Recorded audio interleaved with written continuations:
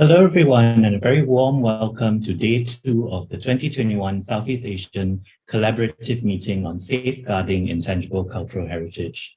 This webinar is brought to you by the National Heritage Board of Singapore and ICHCAP, the International Information and Networking Center for Intangible Cultural Heritage in the Asia-Pacific region. My name is John, and I will be your MC for today. Before we start the symposium, I would like to remind everyone of a few housekeeping matters.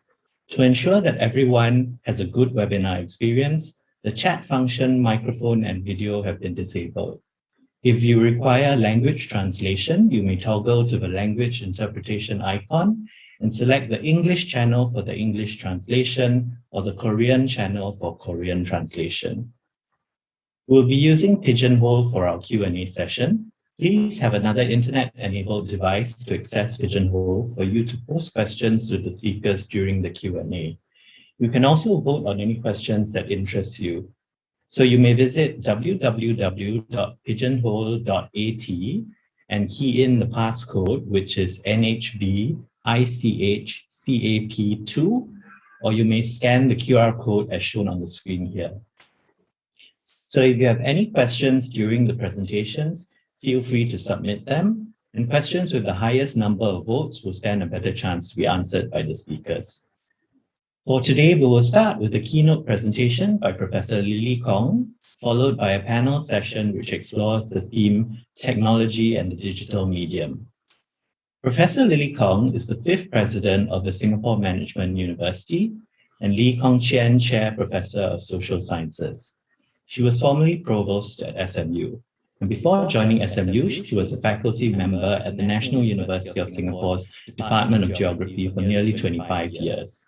She also held various senior management roles at the National University of Singapore, including Vice Provost of Education, Vice Provost of Academic Personnel, Vice President, University and Global Relations, Dean of the Faculty of Arts and Social Sciences, Dean of the University Scholars Program, and Director of the Asia Research Institute.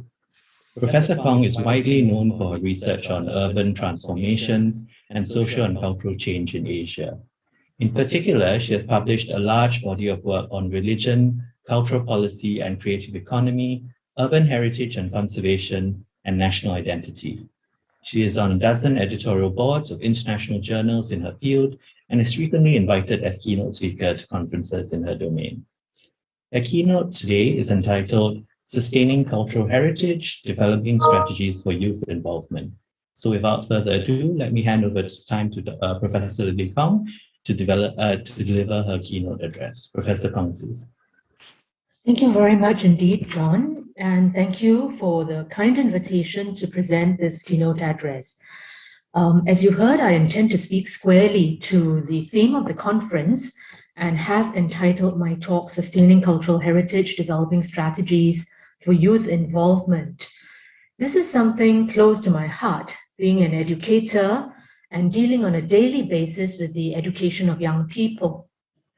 I realize that this second day of the symposium focuses on technology, and I apologize that I will only be touching on that very briefly and only then in passing, so please bear with me.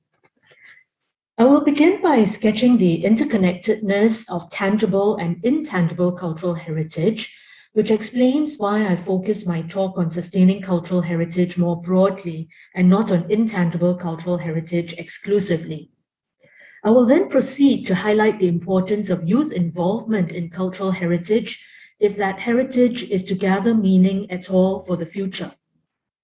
And finally, I will outline 4 to 5 strategies for youth involvement, as many as time allows. These ideas draw from an understanding of human needs, and to the extent that these strategies help to respond to human needs, they stand a chance of ensuring that a society will be able to witness the longevity of its cultural heritage. So first, the interconnectedness of tangible and intangible cultural heritage. Tangible cultural heritage is visible, material, and therefore for most, real. It makes sense to look at physical artifacts, at monuments and sites, and talk about maintaining them for future generations. The physicality of artifacts the materiality of built environments, and the tangibility of products of human creativity render them in some way real and therefore visible. It is unsurprising, therefore, that they are able to capture attention and interest amongst those interested in and invested in preserving, conserving, maintaining, and transmitting such heritage intergenerationally in society. They are arguably easier to interest young people too, given that young people can be invited to visit heritage sites, walk the corridors that past generations traversed. They can produce replica artifacts and therefore be involved in the making and remaking of heritage as such. Now let's turn to intangible cultural heritage, which might refer to the practices, representations, expressions, knowledge, and skills that communities, groups, and in some cases, individuals recognize as parts of their cultural heritage. Now, what I've just read to you is famously and influentially the UNESCO definition of intangible cultural heritage. Examples of intangible heritage are oral traditions, performing arts, local knowledge, and traditional skills. These, in contrast to tangible cultural heritage, are arguably more difficult to grasp than tangible cultural heritage. They're less visible and perhaps less accessible. However, I do note that they can be rendered visible through the instruments, objects, artifacts, and cultural spaces that are associated with them. So we talk about hawker culture as an intangible cultural heritage in Singapore, and the cultural space associated with that would be the hawker center itself.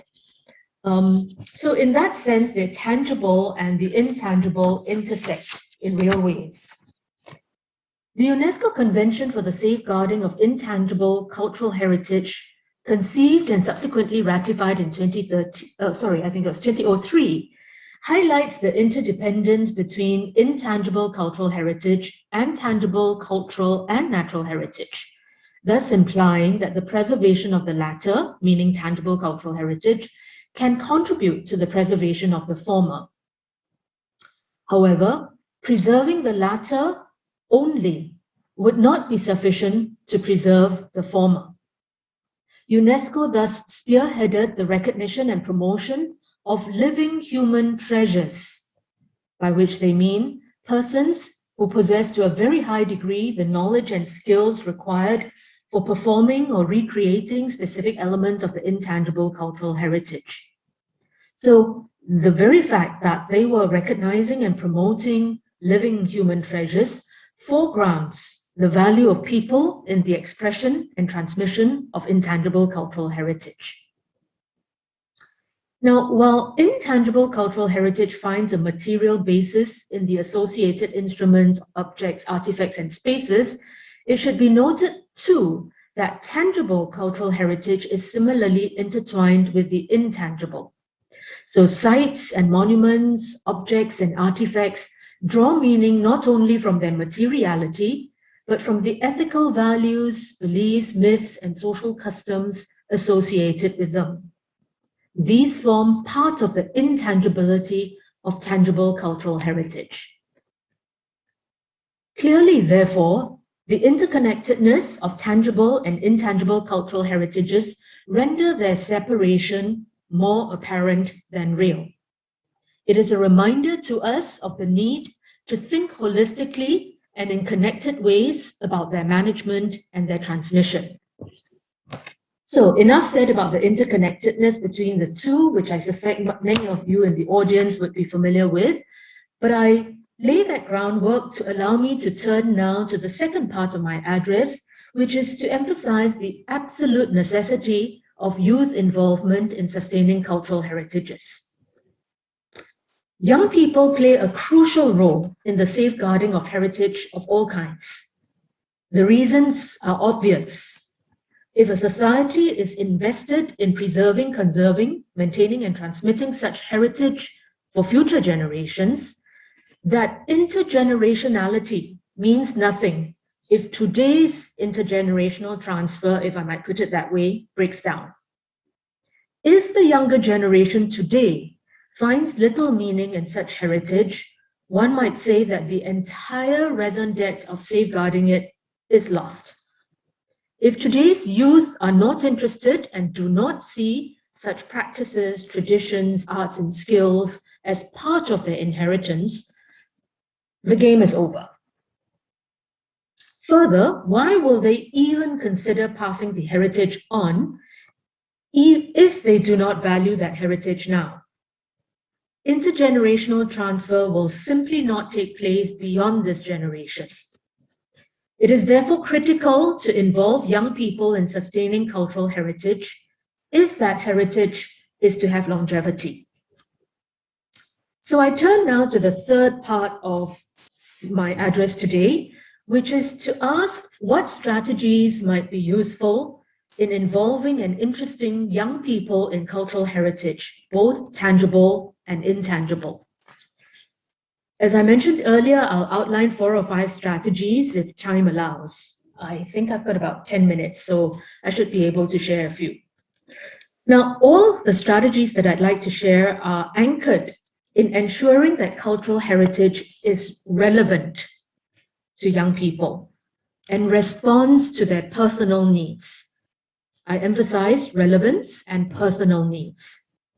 These strategies draw inspiration from none other than Abraham Maslow, the Russian-American psychologist whose notion of hierarchy of needs has become embedded in the popular imagination.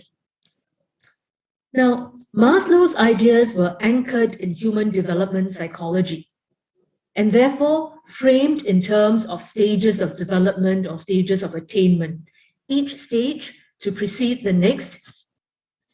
And while in contemporary thinking, this notion of hierarchy and stage precedence has been decentered, and instead overlapping and reversionary needs are now recognized, depending on culture and circumstance, I would nevertheless say that Maslow's hierarchy of needs, or at least his notion of the different types of needs, is still a useful concept. I adopt the more decentered approach in my remarks below. The more decentered approach meaning that I don't necessarily think of stage precedence. So first stage achieved before the second stage can be achieved, before the third stage can be achieved. I recognize the overlapping nature of needs. I recognize that some needs may take precedence because of circumstance and culture, and those needs may not have been the basic needs that Maslow talked about.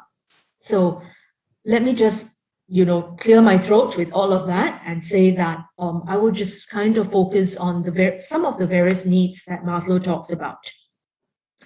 Before I get to that, I will very quickly note that there are also other criticisms of Maslow's hierarchy of needs, but now's not the time to go into that. Suffice to say that I think there is a certain level of intuitiveness that makes some of the needs that Maslow identified difficult to dispute. So let me therefore proceed to use them to frame my remarks on possible strategies to ensure the relevance of cultural heritage to young people, and therefore to have them invested in sustaining and maintaining such heritage for future generations. Another caveat, I would also like to qualify that these needs are not unique to young people, and therefore the strategies are not applicable only to them, though the relative emphases may differ for people across ages. So, Maslow's hierarchy of needs. Now, what that hierarchy addresses is what he calls 2 types of needs, deficiency needs and growth needs. Deficiency needs are physiological, safety, love, social belonging, esteem, right? Growth needs, on the other hand, are cognitive, aesthetic, self-actualization, and transcendence.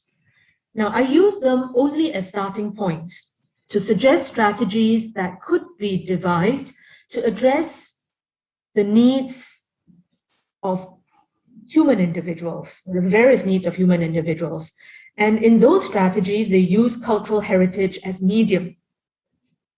In so doing, cultural heritage becomes directly relevant to the lives of young people. I won't have time to address all the deficiency and all the growth needs, so I'm just going to pick a couple from each to illustrate my point. Now, first, Maslow talks about safety needs. What does he mean? By safety, he means a range of human needs, perhaps conceptualized around physical needs, physical safety, economic safety, and emotional safety. Physical safety for him includes safety from war and violence, for example. Economic safety includes job security, financial security. And emotional security includes, for example, safety from abuse. Now, what has all this got to do with cultural heritage, you may ask? I would suggest that strategies for youth appreciation of and involvement in cultural heritage should address some of these dimensions of safety for them to be relevant to young people. For example, the use of heritage, such as childhood rhymes and stories in emotional therapy, can address the emotional safety needs of young people. Now, mental health issues, mental wellness is a major issue, certainly in Singapore at this point in time, but more generally, certainly given COVID lockdowns and issues like that. And so how do we ensure that the emotional safety needs of individuals are recognized? Now, using heritage in that, using arts and other kinds of cultural heritages as ways of developing emotional therapy techniques can address emotional safety needs and therefore be relevant to young people.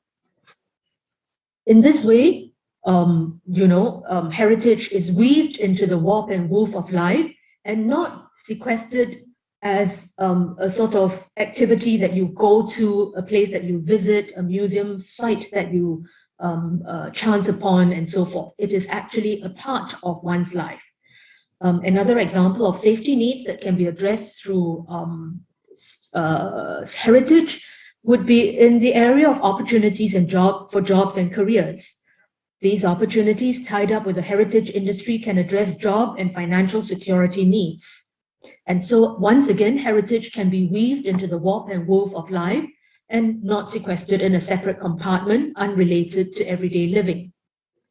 It follows, therefore, that creating jobs in the heritage industry, offering opportunities for youth employment, and developing arts therapy methodologies that incorporate performing arts and traditional skills are some ways in which young people can encounter, find relevance in, and benefit from heritage, such that it is a living heritage. Now, second, let me turn to another need that Maslow talked about, and here he was talking about social belonging as a very important human need. This refers to interpersonal needs in which a sense of belonging to a social group matters and contributes to a sense of well-being. Young people, in particular, have a need to feel they belong, and being part of a group can counter a sense of isolation and loneliness. And we know that teenagers very often feel that sense of isolation, of loneliness, of a search for identity and belonging and so forth. It's not confined to young people, but perhaps particularly marked in young people. Social belonging develops in myriad ways organically, but can also be cultivated and nurtured. Clubs at schools, associations in the neighborhood, and other organizations around common interests and causes can provide a focal point in the lives of young people. They can build a common identity and hence a sense of belonging. Such clubs and associations and organizations can center on heritage activities, attracting those with interest and deepening their engagement, but also draw in those with less initial interest in the subject matter, but more interested in being part of an in-group.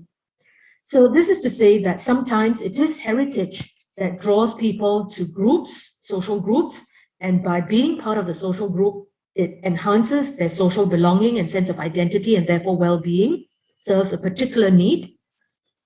That's one kind of engagement. But the other kind of engagement, as I've intimated, is that actually sometimes young people are not necessarily interested in the subject matter itself, but are interested and feel the need to belong to a group and willy-nilly become part of a group. And then when others in the group are interested in a subject, they carry along these other people. So what this is to say is that heritage can very much contribute to the well-being and respond to the social belonging and emotional needs of young people.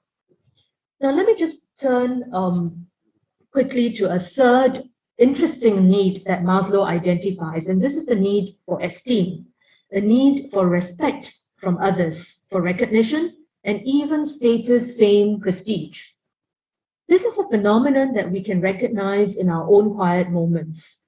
I recognize it in myself as a young person many years ago.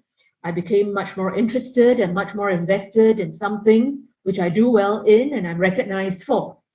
So when I ask students today why they have chosen for further study a particular subject, often it's not surprising to hear a response like, I did well in it, right? So you were recognized, you were rewarded for it, and you were praised and so forth. And then you feel much more encouraged to pursue it. That's a very fundamental esteem need, as Maslow puts it. Thus, building scaffolds of recognition and reward can further nascent interests and deepen involvement. Awards to young people for participating in the documentation of heritage, awards and recognition for creative application of traditional skills, for effort and skills and preservation and so forth. All this recognition and reward can go a long way to further encourage involvement.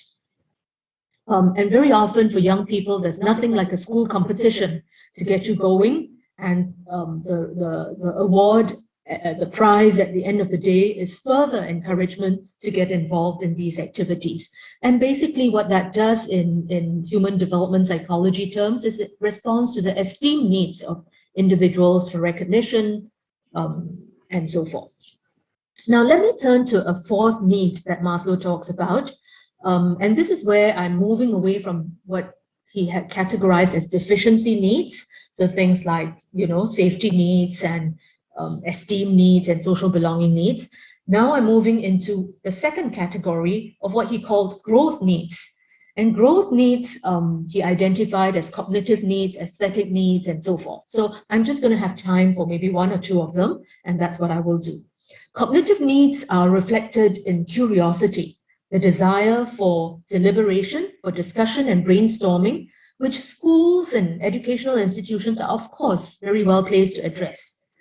Activities that raise awareness, that encourage dialogue and debate, that demand research and exploration will appeal to those whose cognitive needs are very strong. And building heritage themes into these activities can constitute a part of the strategies for developing interest in young people. These cognitive strategies need not be confined to subjects like history or social studies only. In fact, cultural heritage matters can be embedded in teaching and learning across school subjects from mathematics to design to music and even physics. And these are all very powerful ways of nurturing future heritage workers, heritage enthusiasts, and heritage supporters. And here, as I emphasized, it's about appealing to the cognitive needs. And somebody who is very interested in debates, is a part of the debating team, may not originally have an interest in heritage, but is asked to debate a motion on heritage, will do the research, will do the study, will engage in dialogue, and therefore learn about heritage and hopefully develop that interest. So cognitive needs and therefore cognitive strategies follow in terms of building interest amongst young people. Fifth, and I think I will let this be the last strategy that I'll talk about. Maslow talks about aesthetic needs. That is the desire for aesthetically pleasing experiences. Aesthetics is a tricky concept. It's a culturally inflected experience. It can be influenced very much by medium.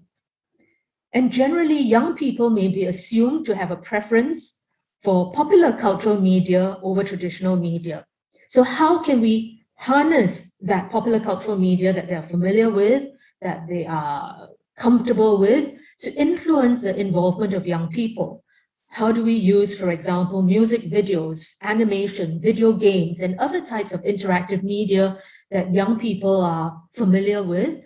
And how can we use these media to capture cultural heritage content to produce aesthetically pleasing cultural experiences that appeal to a cultural cohort, a younger cohort, I mean. And this is as close as I get to technology for today's session, and with apologies, but I'm sure the speakers that follow will have a whole lot more experience and expertise to share about technology. Now, let me close now with a brief summary and conclusion with respect to my other speakers so that I don't eat into your time too much. In these short 20 minutes, I hope to have provided a commonsensical foundation for approaching the question of how to interest and involve young people in sustaining cultural heritage, both tangible and intangible. I have chosen not to tease apart these two types of cultural heritages because I believe that both are interconnected and find root and expression in the other. I have sought to show that developing strategies for youth involvement might begin by asking what needs youths have and thinking of strategies that address their needs, embedding their cultural heritage in that process. Thus, if cultural heritage is embedded in addressing the various needs of young people, the safety needs, the belonging needs, the esteem, cognitive, aesthetic needs, and so forth, then that cultural heritage becomes relevant to a young person's life. And the challenge of interest and longevity does not arise. As an educator, I am partial to embedding cultural heritage in education, in formal lessons across a range of disciplines, and in co-curricular activities. But I'm also a believer in informal education beyond formal educational institutions, through neighborhood activities, through those of other social, cultural, and economic organizations. Heritage then becomes living heritage, relevant to everyday lives because they connect with everyday needs. Thank you very much. Thank you, Professor Kong, for a very thought-provoking keynote. So before we start our panel session today, a reminder that you may use Pigeonhole for the Q&A to direct your questions to our panelists. And if you require language interpretation, you may toggle to the language interpretation icon and select the English channel for English or the Korean channel for Korean translations. So for today's discussion, we'll be exploring the topic of technology and the digital medium. Our first speaker is Dr. Zhi Xiangxi, an interaction design and AR/VR researcher, editorial board member and guest editor of Journal of Virtual Creativity, and a lecturer at the University of Newcastle in Australia. Dr. Zhi has specialized over the past 10 years in the design, use, and integration of interactive media, including augmented reality or AR and virtual reality or VR research creation. Zhi has over 15 years experience of working within the field of interaction design and digital media in both industry and within university institutions, nationally and internationally. As an early career researcher, he has been part of various MOOC projects and been actively involved in scholarly research and international collaborations. His work has contributed to new systems, theory and studies in human-computer interaction, education technologies, and inclusive design. Dr. Zhi has also is also working on extended reality or XR research projects in digital heritage, medical and health sciences training.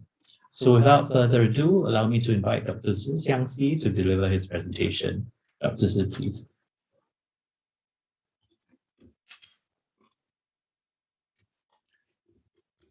Thank you very much, John. And I must say that the speech by Professor Lily Kong, it was amazing. Allow me to continue here by sharing my screen. And if you're seeing this correctly, I should be putting this full screen. Good afternoon, everyone. I'm Zhi from the University of Newcastle. It is very nice to be with you today. Thanks for having me at this National Heritage Board symposium. It's very nice to meet you all.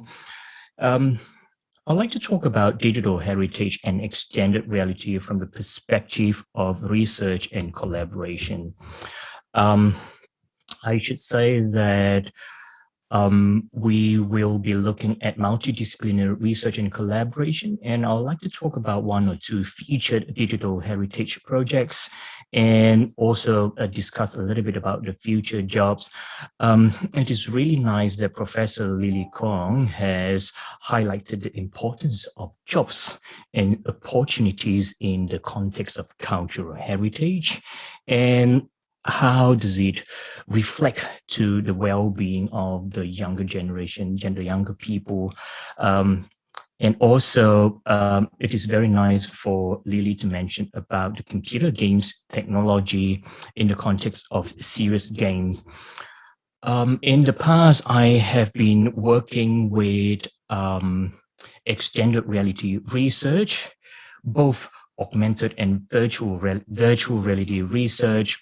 And at least half of my research projects are digital heritage focused.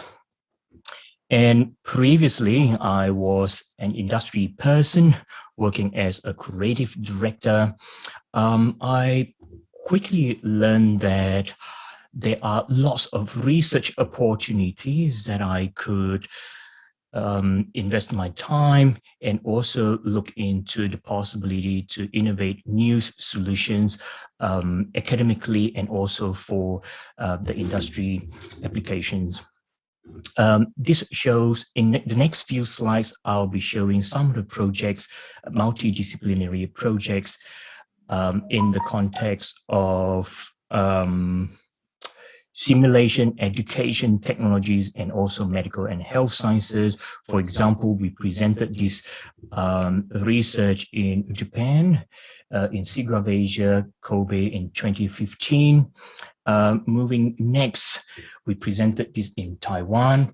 I believe this PNC conference was or is still managed by the Academia Sinica from Taiwan, where we presented a workflow for using virtual reality 360 for disaster relief, working with our students and collaborators in interactive multimedia. For example, here we can see how do we use muscle EMG data as an input for interactive user input.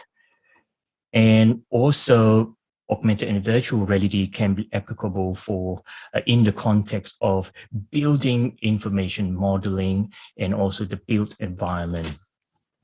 For public events as well, I understand that emerging technologies and multimedia technologies would be really useful in the context of GLAM, gallery, archive and museum and library.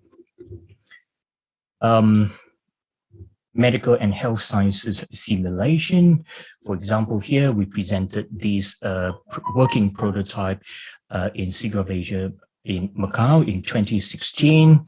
And for now, we are still working with collaborators from Monash Warwick to look into these medical and health sciences simulation, working with multidisciplinary researchers. This project led by a good colleagues of mine, Dr. Donovan Jones, now in CSU, Charles Sturt University. We are looking at digital anatomy simulation in the context of midwifery and public accessibility. And it is good that Lily also mentioned about the well-being of the younger cohort. Just recently, we have one of our research journal papers published in Virtual Creativity, looking at virtual reality for mindfulness and well-being, for creative aging, for community impact and social good. And this will be one of the cultural heritage projects that we have been collaborating with Professor Sarah Kenderdine and also Jeffrey Shaw.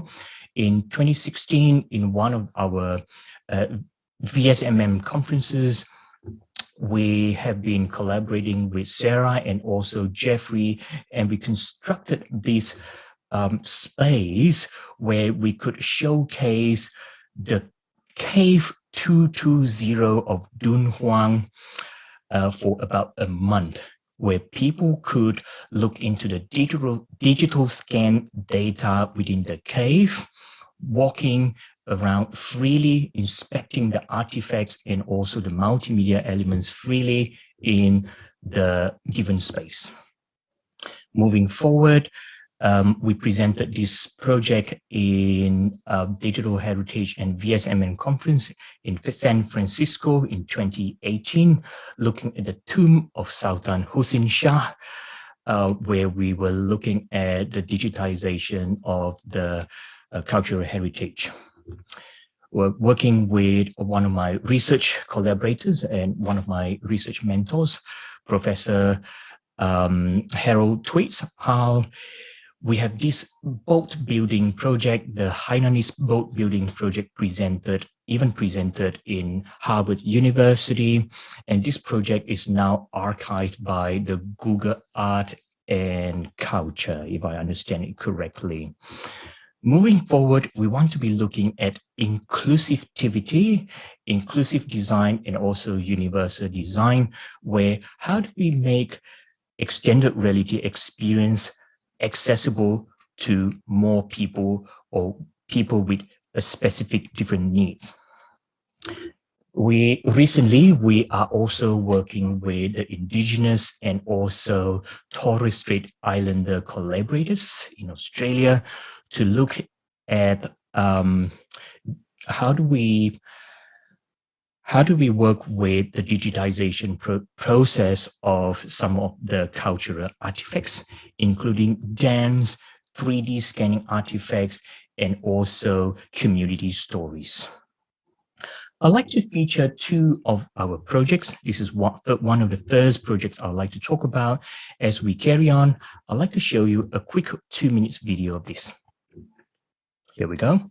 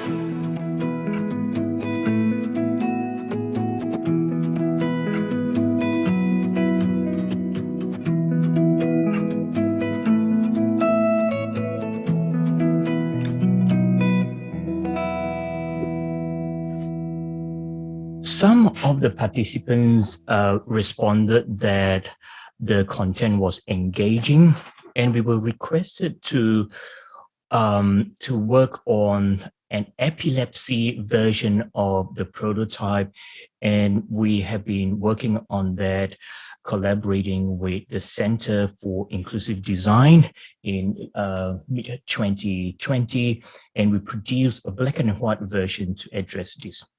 The Sedation shows a series of ceramics, non-functionable ceramics, avant-garde ceramics presented by some of the post-war Japanese, or maybe say the non-Japanese artists as well, where the Newcastle Art Gallery currently has one of the largest collection of Sudacia artifacts outside of Japan. And in 2019 and 2020, I think, we had an exhibition hosted at this art gallery, Newcastle Art Gallery, with the theme of Sudacia connected to Australia. So this is a quick preview of the focus of the work. Importantly, we want to be showing a transmedia storytelling approach in enhancing the original, tangible, traditional theme of the exhibition. And of course, in order to make this project practical, we have been collaborating with experts from different fields, from project planning, literature, and also technical colleagues from our university, human ethics, UX design, and also experts from the inclusive design sectors. As you can see, making such a project requires us to work with some initial ideas where we wanted people to experience, to enjoy the nature elements in an art gallery or a museum setting, where we produce a high fidelity virtual space in order to house or host some of these nature artifacts. Of course, in the future, if time permits, we would like to talk more about the interactivity and the immersion of the virtual reality prototyping interaction design process. But as you can see, users are allowed to interact with the artifacts or the artworks 3D scan and being included in the virtual environment. Some of the things that we have tested may include how can we use the gloss meter, for example, to have a precise precision-based reflectance map of the scanned ceramics, where our curators from the art gallery will be handling the artifacts. And we also have been experimenting with high dynamic range photogrammetry 3D scanning process where we scan lots of raw materials in order to construct high fidelity 3D objects. As you can see here, this shows the reduced level of details of the artifact that we have scanned and included in the virtual experience. We have also been using some of the computer graphics techniques to improve the rendering sharpness of the artifacts and also the user experience. This shows a quick preview of the virtual art gallery or museum space or the demonstration space where we allow people to enjoy the digital artifacts, digital heritage artifacts. So a bring home question may be, for example, here, how can we contribute our skills and knowledge to projects focused on community impact and engagement values? The next project I'd like to quickly talk about is the Victoria Theatre Virtual Reality and Interaction Design Project.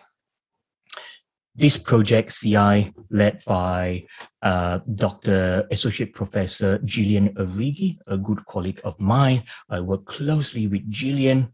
Victoria Theatre is the oldest theatre in New South Wales. If I understand it correctly, the third oldest in Australia. And we are looking at the community impact and also the reconstruction process of this digital heritage. More precisely, we are also interested to look at how we can include some of the interaction design or user experience scenarios in such a prototype in order to enhance the immersion and also the experience of effectively using the said prototype or content. I'll like to talk a little bit about character creation. Instead of showing a static content, just the virtual space of the Victoria Theatre, we have been looking at the AI assisted artificial intelligence assisted character creation workflow in order to introduce characters in the virtual space. And what we mean by AI assisted workflow is that there are two perspectives here that we would like to propose. First, AI generated photographs. So all the photographs that you see on my screen, these are not real people. These are AI generated individuals that they do not exist. The second approach is that we would like to be using the Reolution AI assisted engine in order to work with historic imageries of people, performers, for example, or people from the community, in order to generate some of these individuals, if we are permitted to do so, and include them in the virtual environment.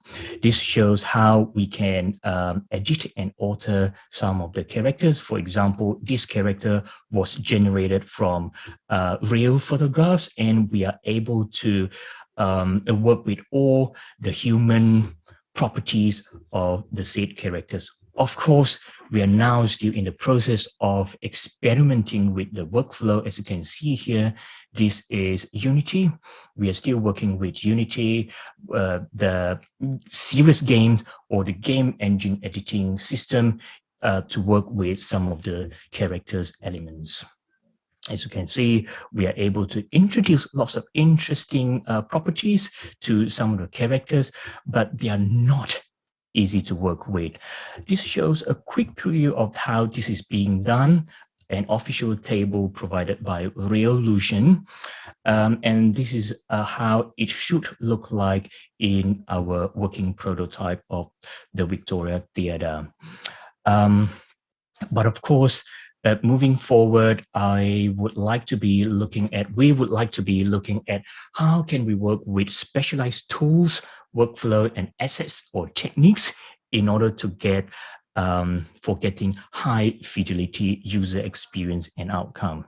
So another bring home message is that how can we make the user experience more inclusive and the digital content to be more accessible? Gillian and I and the project team, we are still working on it. In order to show more about the inclusivity, I thought I should mention that some of the institutions, such as the British Museum, has also published some of their low-resolution 3D scan artifacts online, so people could download, inspect, and access some of these content for educational purposes. From an interaction design and human-computer interaction point of view, it is good to mention that in order to develop a digital heritage project, at least from the computer interaction perspective, first, we would like to be looking at the establishment of the requirements, and then we design and also build the interactive version. Importantly, we usually would be going through the evaluation and iteration process. It is believed that according to the technology acceptance model, with the higher perceived ease of use and the perceived usefulness, it is likely to influence the actual usability and the usage of the said system or the prototype by the user. Of course, quoting a diagram presented by Deloitte, extended reality can be applicable in a range of contexts, from digital heritage to medical health sciences, education, technology, and also traveling, and also transport and gaming, entertainment industries as well. I still briefly remember Lily mentioned about jobs and opportunities. I thought I should share with you this screenshot that I captured from, Facebook openings. open positions, you can see that there are lots of jobs being posted in relation to the expertise of augmented and virtual reality. And with some of the screenshots that I can see from some online articles and also my LinkedIn, our colleagues here, our friend Jeremy Dalton from PwC, I'm pretty sure that he would agree that people with new skills, especially focused on augmented and virtual reality, they might be having a higher opportunity in the future job market. And more screenshots as well. You can see new development that is happening in the space of research and also digital health innovation. And I would like to take this opportunity to promote our international journal, the Virtual Creativity. Recently, we have just published a special issue focused on extended reality and creativity, transformative technology for good. So in the future, anyone who wants to be looking at digital heritage, extended reality, do keep in touch to have, in order to have, for us to have a conversation and to discuss what's possible next. I'd like to end this presentation by saying that there are lots of collaborating opportunities for people from the digital humanities, social science, digital heritage, and also computer graphics and other disciplines to put heads together, to join forces, to work together in the context of method and apparatus, the how-to, and also looking at the feasibility of practical user experience, and also to look at education technologies. Personally, I would really like to see how technologies can be made available to everyone. Thank you very much. Thank you very much, Dr. Z. Next up, we have Dr. Ivan Liu, who is the founder and director of Legacy Lab International and assistant professor of the Institute of Applied Arts at the National Yang Ming Chiao Tung University in Taiwan.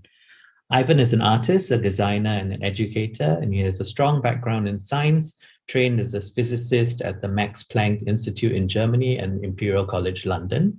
He is deeply interested in the underlying fundamental principles in natural and social phenomena. His current work explores the theoretical models in sciences and realizing them in the form of visual art, installation, and performances. He enjoys engaging the public and making them wonder about the internal mechanism of our world and how all things are connected by simple and elegant ideas. He founded Legacy Lab International in 2013, which is an interdisciplinary art collective consisting of multidisciplinary artists, designers, engineers, and scientists. Its work stem from research of natural and social phenomena, integrating new technology and traditional media, lying on the border between science and contemporary art. Their works have been exhibited worldwide and collected by renowned institutions. His sharing today will focus on the topic, mixing the young and the old on a tech island. So without further ado, let me hand the time over to Dr. Ivan Liu to deliver his presentation. Dr. Liu, please. Thank you, John. And I thank the organizers for inviting me to speak at such a great event with very distinguished speakers. And so let me turn on the slide. So my work, my talk will be about mixing the young and the old. Of course, what I mean by young and old does not only refer to the age of people, but also referring to modern media and the old, let's say, historic and cultural heritages and content. as introduced by John, I'm the founder of Legacy Lab International. And currently, I just took up a new position at the National Yangming Jiaotong University in Taiwan, as well as I've been an advisor for the Taipei city government for the past 6 or 7 years already. And as an artist who is strongly trained in science with a scientific background, I'm very interested in the underlying principle in natural and social phenomenon, especially understanding and discussing the relation between humanity and the development of science, technology, and art. The group Legacy Lab International, which I founded in 2013, consists of multidisciplinary artists, engineer, designers, and basically our creation borderlines the science and contemporary art, and we curate. We also make new media art installations, performance, interaction experiences in immersive experiences. And we believe in scientific exploration, artistic expression, as well as dialogue. So that's our, let's say, core values when we curate shows. So in this talk, I would like to present some of our experiences in the past 10 years curating shows with other co-curators and artists. I'd like to begin my talk with a brief history of Taiwan. So because this talk will be talking about examples that happen in Taiwan. So to let everyone get an overview of how the Taiwanese new media scene is taking efforts to engage public or the youth in preserving intangible cultural heritages. Okay, Taiwan is populated with about 23 million people, with the earliest settlement known by human in the old Stone Ages about 20,000, 30,000 years ago. And fast forwarding around 600 years ago, the Austronesian farmers migrated to the island. They are believed to be the ancestor of the indigenous people in Taiwan. And then the Han Chinese, they came to settle from beginning 13th century until there's a very short colonization by the Dutch and Spanish about, let's say, 40, 50 years before they were cast out by the Qing dynasty, which happened in the 17th century. It's interesting to know that before 17th century, the China has very little, let's say, largely overlooked the island. And then came the Japanese rule at the end of 19th century until they were defeated at the Second World War. After that, it was the Taiwanese was returned to China. At the time, it was under the regime of Republic of China, who lost to the People's Republic of China, which is the communist regime. So the Republic of China came to Taiwan and reallocated to Taiwan, so to speak, until now.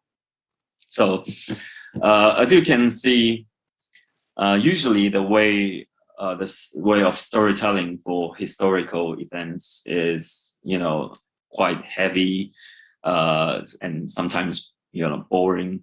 The presentation is mostly text and still images, accompanied by the fact that nowadays, not only the youth, but the general public has shorter and shorter attention span due to the use of mobile devices, TV, radio, and podcasts, things like that. So there's a increasing challenge to disseminate or educate the public when we want to organize an exhibition with lots of knowledge or content. So that's the challenge. And now I'd like to introduce some of the works done by me and other curators and artists. I will present them chronologically with the historical content of these works. So we begin by the prehistoric age. And this exhibition, Reminiscence, was curated late 2019 at the Museum of Archaeology. The Museum of Archaeology and how it was built is an interesting accident. It was due to a large finding of prehistoric artifacts during the development of Southern Taiwan Science Park in the late 90s. Okay, and so basically they dug and found lots of artifacts, and they hosted the whole development, and then they built a museum to store these artifacts. And so we created a tech art exhibition, and to mark the opening of this museum, featuring 3 resident artists. And just as an example, you see at the middle of the bottom, the young media artist, Yichun Chen. She created a story about aliens coming to Earth and discover the prehistoric artifacts.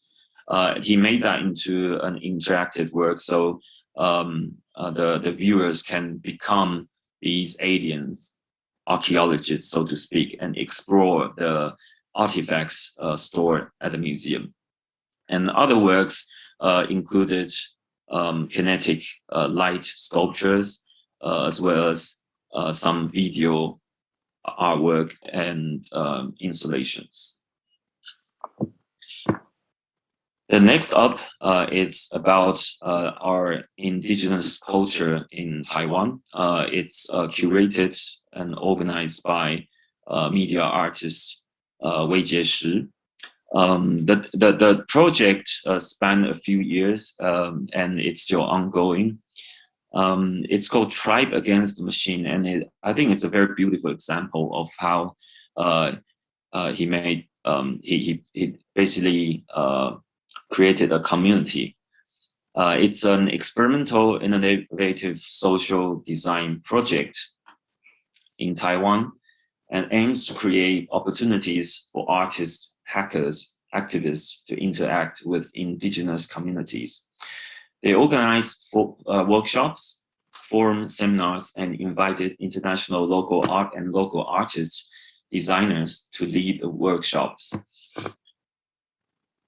So as you can see, they use a lot of e-textiles, wearable devices, and LEDs to turn these traditional textiles, fashion wares into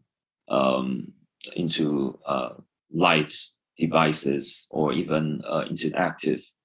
Okay, so I think and it is also hands-on work. So a lot of let's say people who are not so familiar with electronics, they were able to learn about electronics, computers, as well as learning the culture of these tribes. And in 2013, it was when new media art and interactive design began to draw attention in Taiwan. National Palace Museum curated a show based on the culture in Qing Dynasty. It combined fashion, pop culture, and interactive media. And it managed to communicate the very often heavy, distant, and academic history to a wider and younger audience. So let me just show you a video on this event.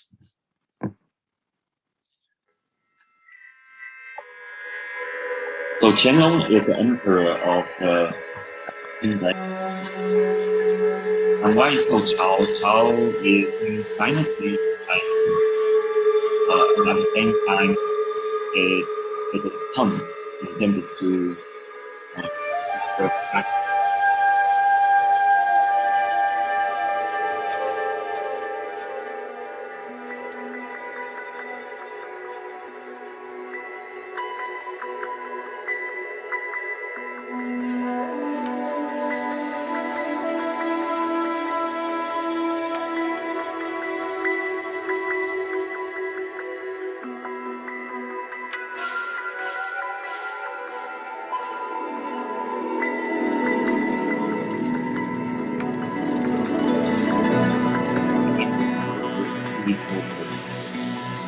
animation.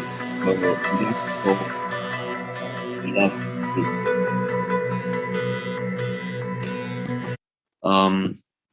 The next up is created by the well-known media artist Xin Jianhuang.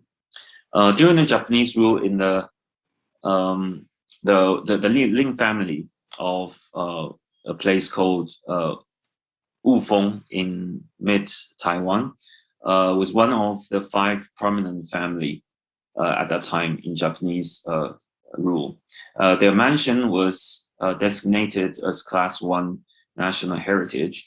It was largely destroyed in 1999 by one of the largest earthquake in Taiwan. However, it was revived. Therefore, Mirage Theater, this work told the story of the death and the rebirth. It was shown at the Wufeng Historical Theater in 2012, and it consists of interactive performance, 3D projection to give immersive experiences. It's, I think, one of the earliest new media work related to cultural heritage in Taiwan. Okay, and moving on. Very often, when we talk about cultural heritages, we overlooked the ones that are near to us. So, 诸葛四郎 was a classic Taiwanese comic series that was created by the artist Hong Jia Ye in the 60s about young men who fights off demons and bandits. It's a common, it's a childhood of those who are 70s years old now in Taiwan. And the team at the Institute of Applied Arts at the National Yangming Jiaotong University, they adapt the story and the characters from the comics and created VR and interactive games to make the comics come alive. Little Hero Wins the Match is a mixed reality game adapted from Taiwanese manga artist Yang Hongjia's crafty work. The speciality of this game is its connection of VR and AR technology, making multiple players interact together. With a virtual reality device, players can put themselves into the virtual manga world to defeat the enemies.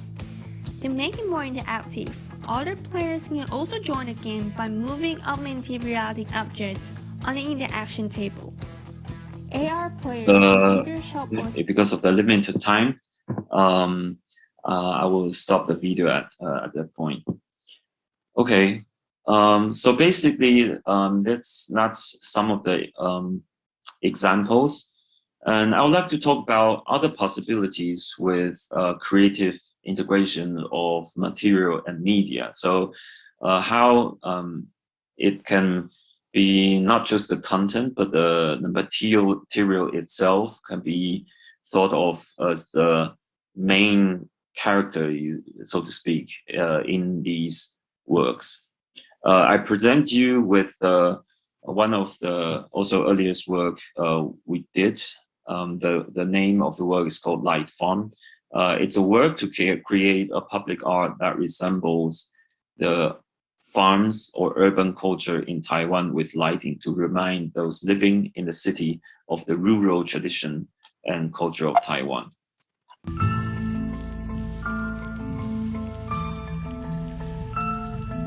We created an interactive landscape art with interactive lighting. The light responds to wind in the surrounding environment. So when the wind blows, the light waves or oceans.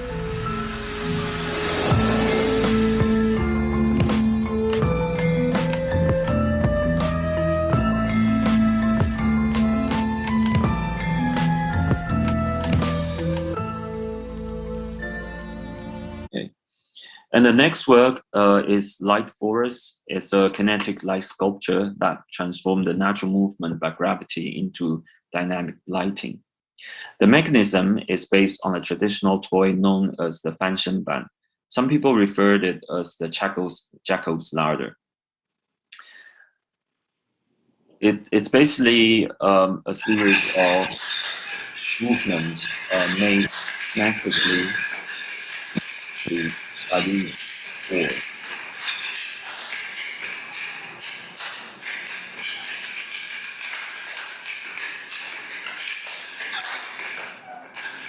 In the past, when we exhibit this work, it's usually love it, and they tend to experience the work differently than I imagine they would. For example, they will wave their hands and they are making these installation moves, by magic. So I think that's a very pleasant, pleasant find. So to summarize my talk, when we talk about engaging the children, usually people, the children think it's boring, history, cultural heritage, and what do you mean by intangible? But if you, to the other extreme, when you talk about robots and games, anime, they love it. But then you might be afraid of losing some authenticity or rigor of these contents. So in 2019 and 18, I was commissioned by the city government of Taipei to curate 2 exhibitions on smart education or STEAM education. And some of these tools or technology we presented included more, let's say, science-oriented and some arts and culture-oriented.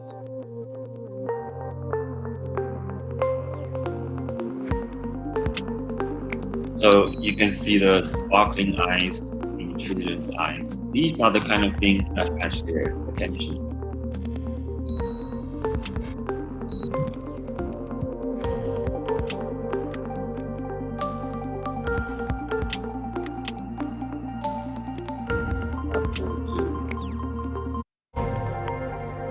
These there are devices to teach children about landscape as well as science and calligraphy.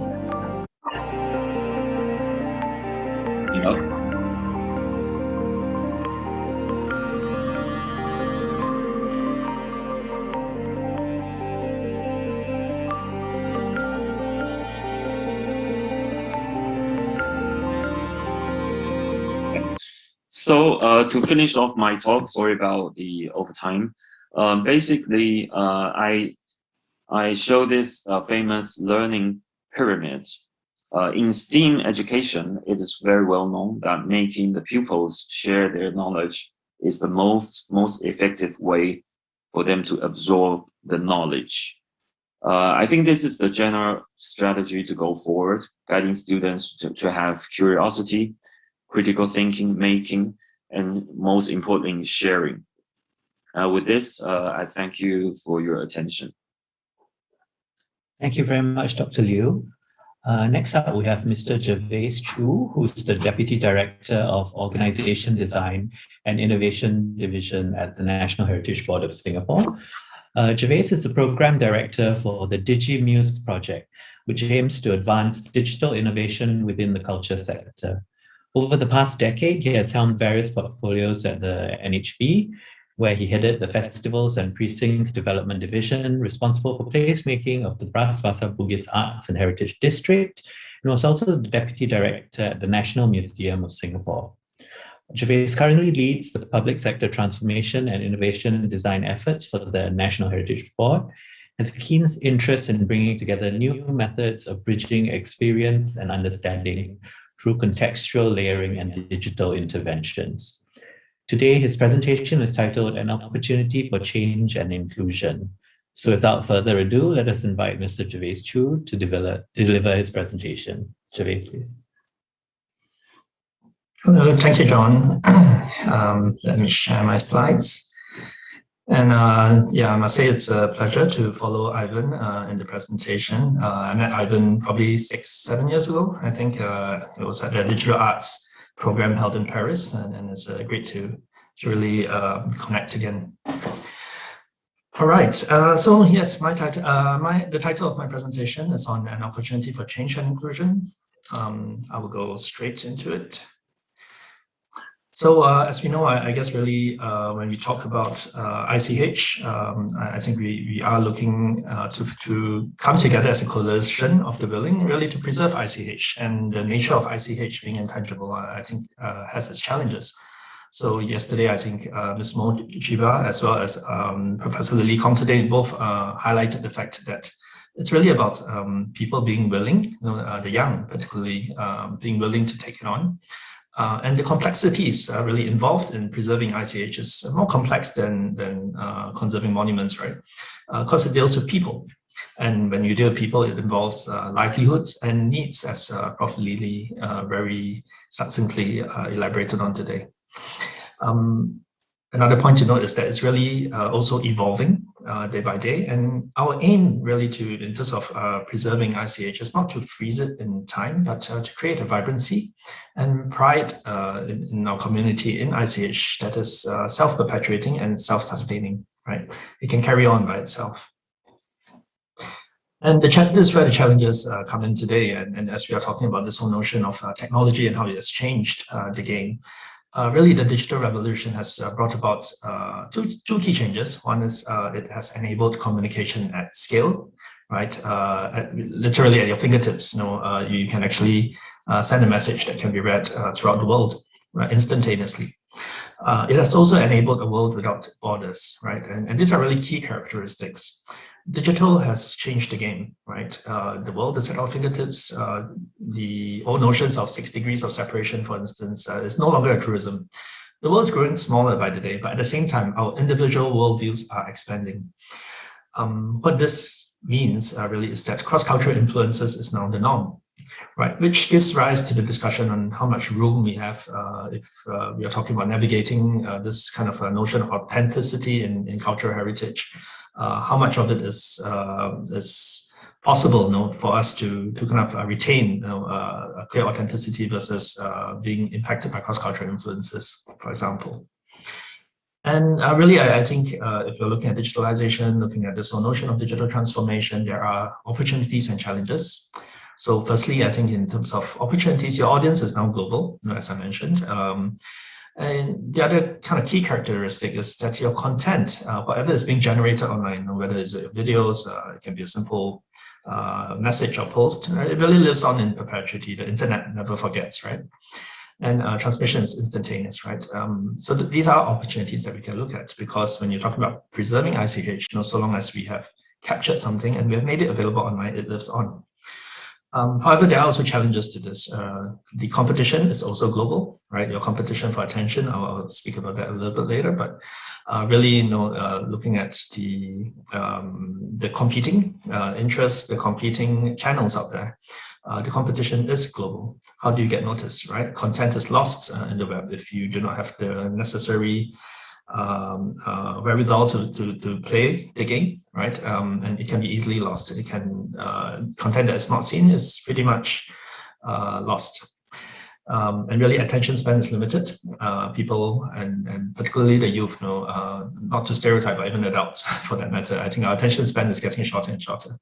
So the mode and method of transmission has to adapt to stay relevant to these changes, right? To harness these opportunities and challenges. We need to shift away really from nostalgia to draw new relevance and inspiration in contemporary interpretations of our cultural practices and traditions. So there have been wonderful examples cited by the two speakers before me in terms of how we have seen adaptations of or interpretations of cultural practices and trying to make it relevant to new audiences and in particularly our youth.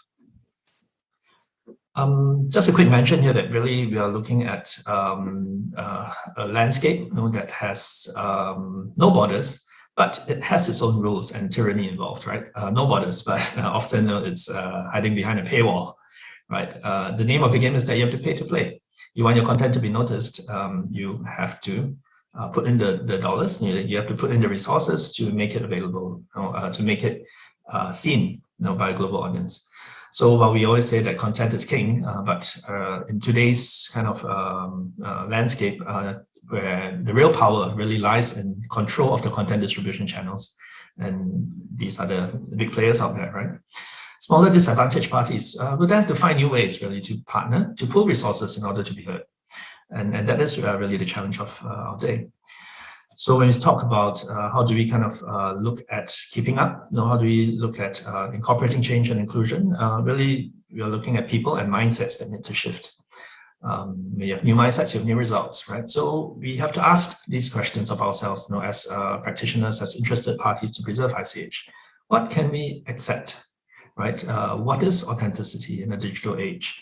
What does success look like? If we were to go on this journey, what would we consider to be a good outcome for us, and how do we get there? Right? I'll give some examples as we move forward. So these are two very local Singaporean examples that my colleagues would probably be familiar with. But on the left, you see this thing called Lo Hei, which is pretty much the tradition that we do in Chinese New Year, where we kind of, there's this particular dish that is created in Singapore, which is a combination of different ingredients. And as we kind of throw each ingredient into it as we celebrate the Lunar New Year, there's a certain phrase that you need to speak out loud to garner in or to bring in well wishes. So in the context of COVID, I think these were discouraged because you kind of, as everybody's shouting out the different phrases, it was a case where the germs possibly could spread. So I think an innovative kind of person actually came up with a Lo Hei app. So instead of you vocalizing it, basically that you use the app to do that kind of vocalization. So that's one kind of a new form or interpretation of how technology has actually adapted to the needs. The other one is on the right is the e-ang pao. I'm not sure that's everybody familiar with this, but essentially in Chinese New Year we do have a tradition of kind of giving red packets, right, and as a gesture of good luck. And I guess really the banks have caught up to it, and instead of handing out physical red packets or physical ang paos for well wishes, you can actually send an e-ang pao, right, to your relatives or to your friends. Now these are adaptations. Can we accept these? Would we consider these to be still retaining the flavor or the authenticity of our intangible cultural heritage? Or is this not quite what we're looking at? So I'll give a couple of examples here. So this notion of technology. So what you have here is a mold of a traditional cake, or what we call kueh, it's ang ku kueh. And if you really look at it, this contraption you see here is technology. So instead of hand making it, there are patterns, and we are using this mold as a tool or technology of its time to help us in creating that dish. Now this is newer technology. So today, just a quick search on Alibaba, and you kind of get, you can buy a machine that makes ang ku kueh. And for the price of 8,000 to 15,000, you actually get one of these. So it retains the notion of making a dish. It has upgraded the technology somewhat, right? Is this acceptable? Is this what we consider a good outcome, right? In this, this whole notion of mechanizing the process. And if you look further down, newest technology, yes, 3D printed food is a thing now. It is possible. You can design a 3D food, right, for that matter, and you can print it, right? And is this a future possibility that we are looking at? Would adoption of this be considered as retaining the knowledge required to create this dish or kueh for that matter? If it resides in the computer, if the knowledge of it resides in the source code of the outcome of how do you kind of design and print foods, right, that are traditional in nature. So what I was trying to illustrate is really that the digital medium enables new possibilities. So early on, the mode that you see, if you were to take your device out and you were to scan this QR code, it will bring you to a page and you can actually have the mode in front of you, in 3D, and you can play around with it. You can move it around like what you see in the video. And this is really a case where digital medium has enabled new possibilities. Right? It is something that has adapted, and we need to adapt to understand how do we better harness this. So where we are exploring is also projects related to digital twins of virtual spaces, right? And looking to bridge the physical and the digital, and exploring spaces and modes of engagement that are not limited by geography, right? So what you see here is a 3D world that we have started work on as a bit of an experiment and a pilot, for us to kind of play around with this notion of virtual spaces and how can we kind of create relevance in virtual spaces. And more importantly, I think this is really a means by which we can engage a new generation of content creators as well as consumers, right? I'll run through a few examples. This is a form, a silat is a broad term that refers to a form of martial arts practiced in Southeast Asia. So images below are a student's work in progress that shows the animated 3D model rendering of silat forms, right? And this is one way by which this particular student was very keen to kind of use his skills in 3D modeling to kind of apply it to the preservation of ICH. And making it fun and relevant to how he would want it to be seen and explored. Similarly, another student, Renee, actually is working with us on 3D model renderings of traditional dishes like ayam bakula, kueh bingka, pulut tatal, and so on. And once again, this is trying to come up with this idea of preserving the aesthetics of 3D models of foods, and hence by doing this, triggering interest for people to explore more about the dish. So access to a digital world, we're really looking to breathe new life to old traditions, and ICH can achieve a second parallel life. I think earlier the speakers spoke about AR, VR, mixed reality. I think those are just kind of means. And where we are looking at is web AR, so web augmented reality, which offers us an opportunity to break out of the social media trap in a way, to define what this new digital space might look like, because what we are trying to do is to impose something that is a physical experience but overlaid by a digital layer. So ICH can achieve a second parallel life by imposing itself on the digital medium and into contemporary life and spaces. Traditions and practices can live on, be more widely proliferated, and inspire new interpretations and adaptations. We have also been exploring the use of technology in terms of AI, right, to support cataloging and to facilitate research. And this is important because earlier I mentioned content can be easily lost. How do we kind of make it searchable? How are we able to catalog the variety of content, to be able to draw on crowdsourcing, to create content, to catalog content, but at the same time be able to make sense of it. And I think this is where AI has increasing potential in it, to create access to ICH content and to facilitate research in the area as well. We have been exploring conversational AI, the use of artificial intelligence for visitor engagement through a network of intelligent chatbots that we deploy. So these chatbots actually facilitate the visitor experience. As you kind of go into the museums, you don't need to download an app. You kind of scan a QR code, you have the chatbot that's at your fingertips, and you can interact with it, ask it questions.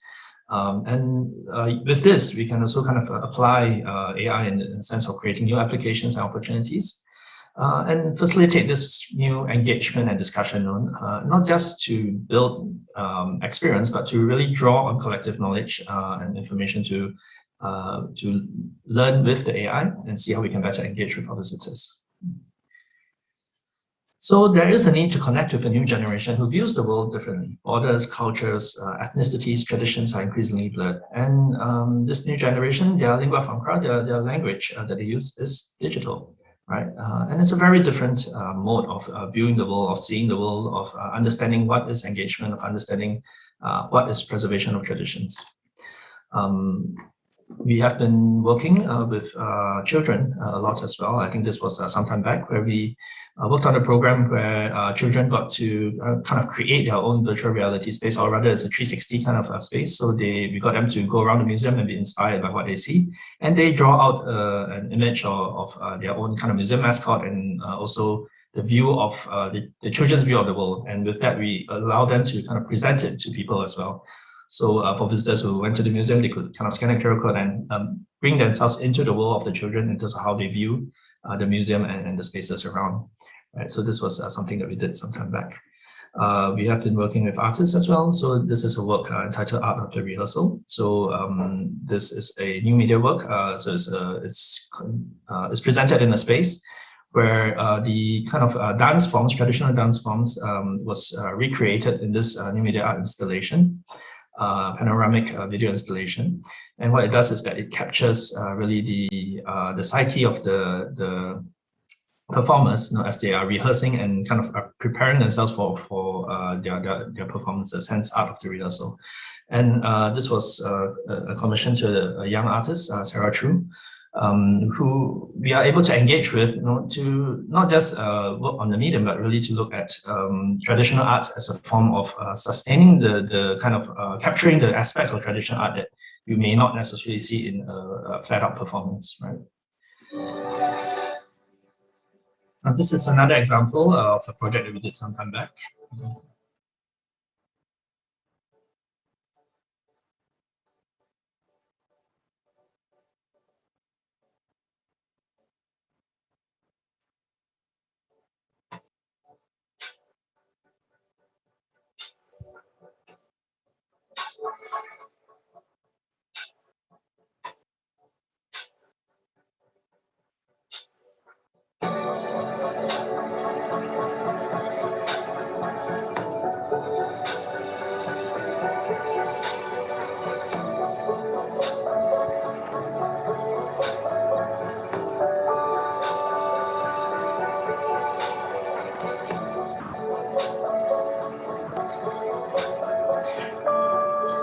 Right, so this is a work that we commissioned Team Lab to work on with us, and what it did was essentially take a collection that's 200-year-old collection of drawings entitled the William Farquhar Collection of Natural History Drawings, and we rendered them into a 3D immersive art installation that we presented. And once again, that's a new way by which we are able to kind of bring to life, something digital, bring to digital life something that is from a 2D space into a 3D space.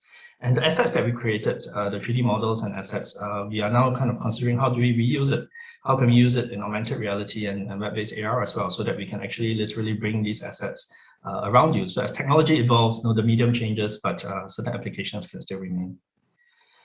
So for us, we have been venturing into the space of innovation, and this is a program called DigiMuse that we launched back in 2017.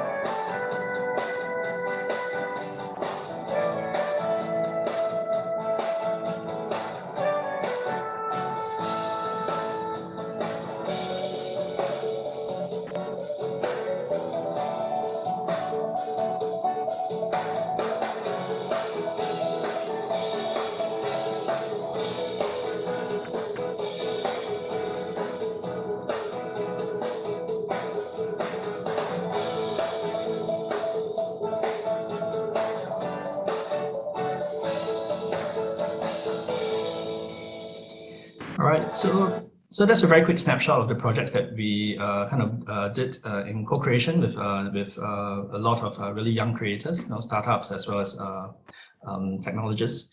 And the notion is that we want to kind of explore this notion, this kind of interface between technology, arts, and culture. So through mechanisms such as DigiMuse, where we did an open call, and we were able to kind of seed ideas as well as work with creators, young creators, many of them, to draw relevance on how art and technology can be applied for culture and heritage.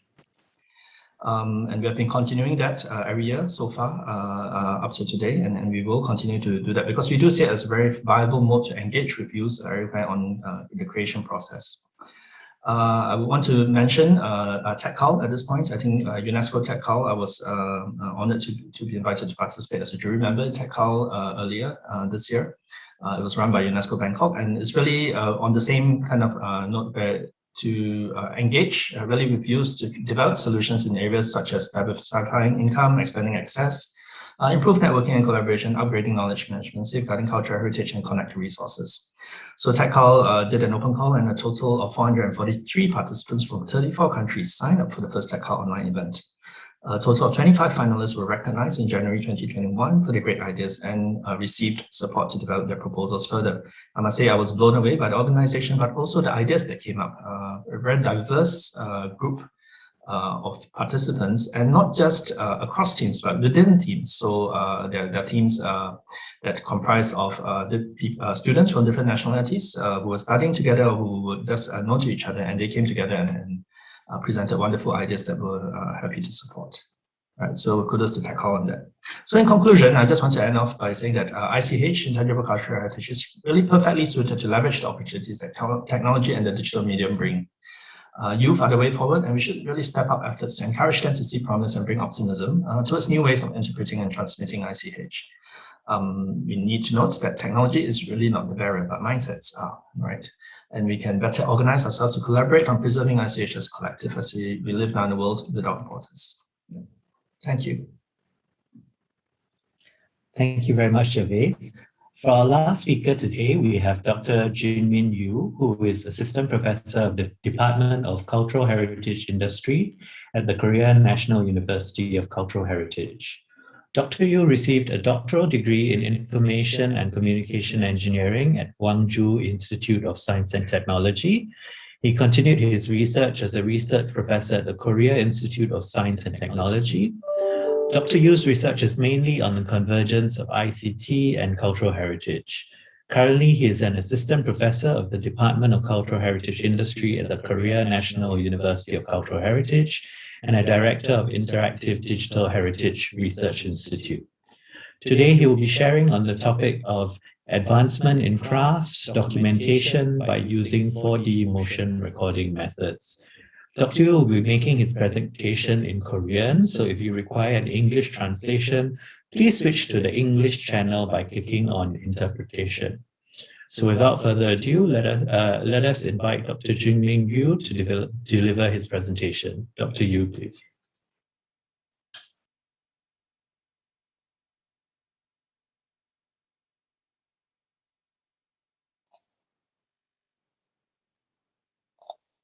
네, 안녕하세요. Hello everyone. My name is Jungmin Yu. I'm a professor at the Korea National University of Cultural Heritage. Can you hear me?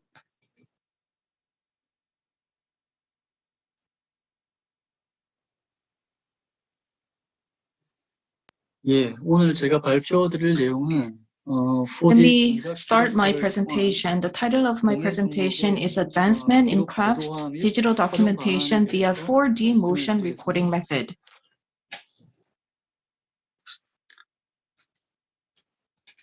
예. 첫 번째로 First of all, I'm going to discuss the current status and the necessity of motion recording, and then I'm going to share with you some motion recording technologies that have been carried out. And finally, I'm going to discuss 4D motion recording and how we can apply this technology. 국립무형유산원에서 The National Intangible Heritage Center of South Korea has been conducting a National Intangible Heritage Recording project since 1995 to systematically record our cultural heritage. The National Intangible Heritage Recording Digital Documentation Project is an effort to manage beholders' technical and artistic skills in a systematic manner, and recording the craftsman's methods in detail by using photo records and video records.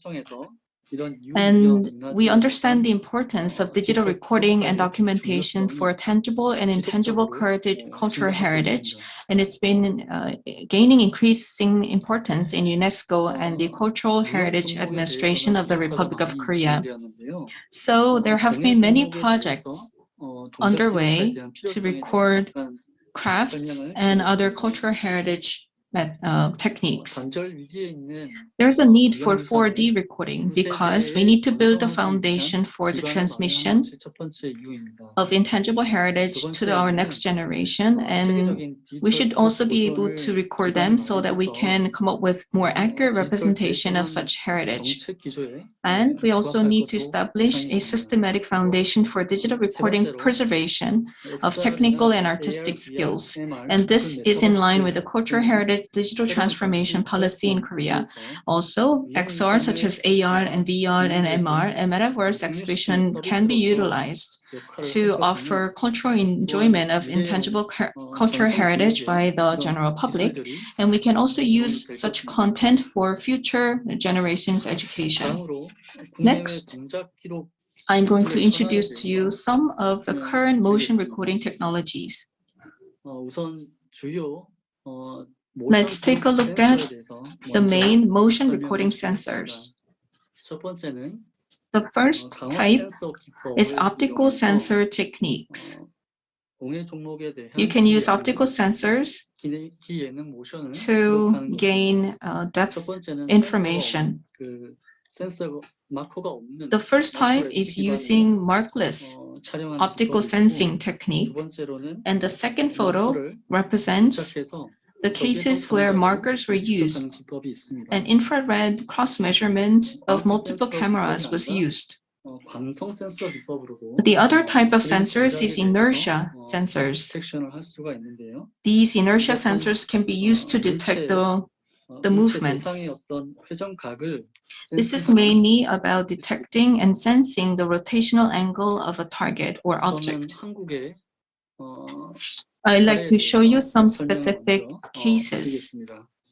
The first cases are Korean domestic cases.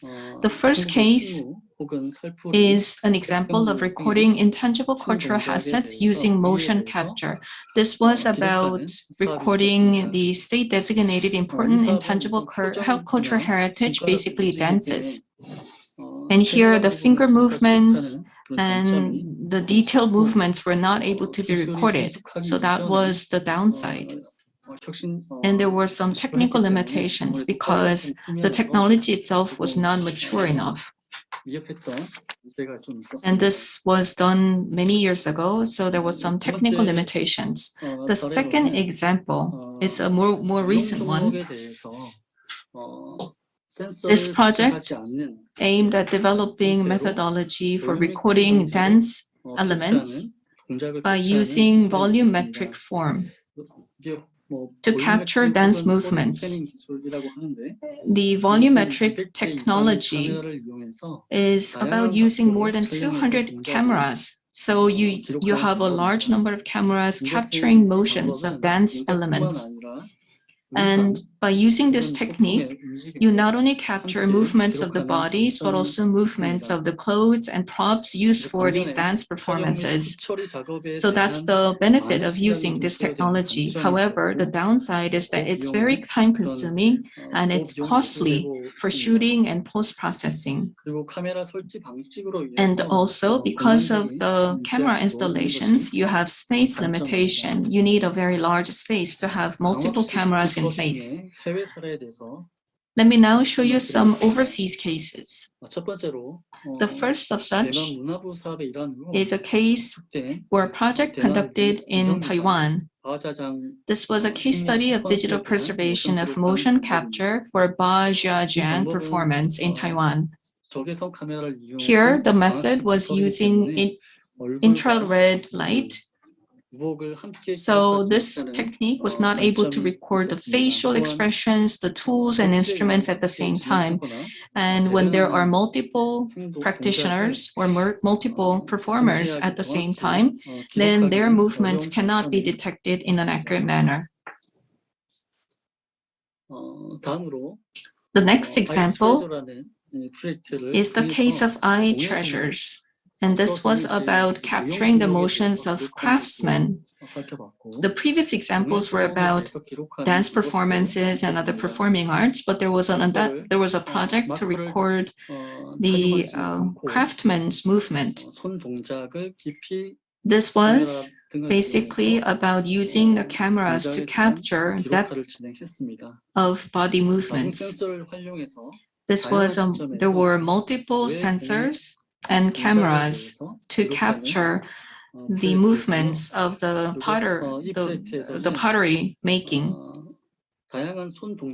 And here, some hand movements were obscured by the tools or other objects. So it was not easy to capture accurate movements of the potter in the making. Next, you can try the inertia sensors in capturing these movements. And here, there is no infrared camera at the back, because basically the performer is wearing a full body suit with sensors on it to capture the motions. And the downside of this is that the instruments and objects, their movements cannot be captured because the performer is wearing a full body suit. Another case is using electric signals of muscles.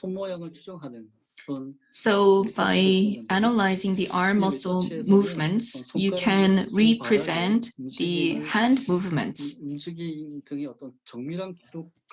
And because this is basically using the estimation method, you cannot capture the hand shapes and hand movements in an accurate manner. So far, I've showed you some existing techniques. Now I'd like to move on to my third part of the presentation. As you have seen already, in most of the existing examples and cases, they are mainly using 2D images and 3D videos to capture motions. So you may use pictures and videos. However, 4D movements and 4D recording are basically about adding another dimension, which is depth. And this is something that we need to develop further, because these 4D captured data can be utilized for AR and VR as well. I'd like to show you a short video where we captured and recorded the weaving process.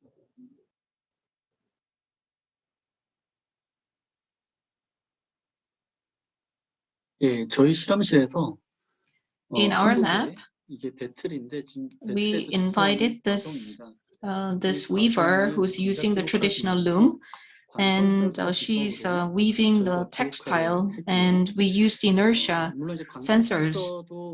Inertia sensors, of course, have some downside because the performer has to wear these inertia sensors. And when there is a body movement, some range limitation exists.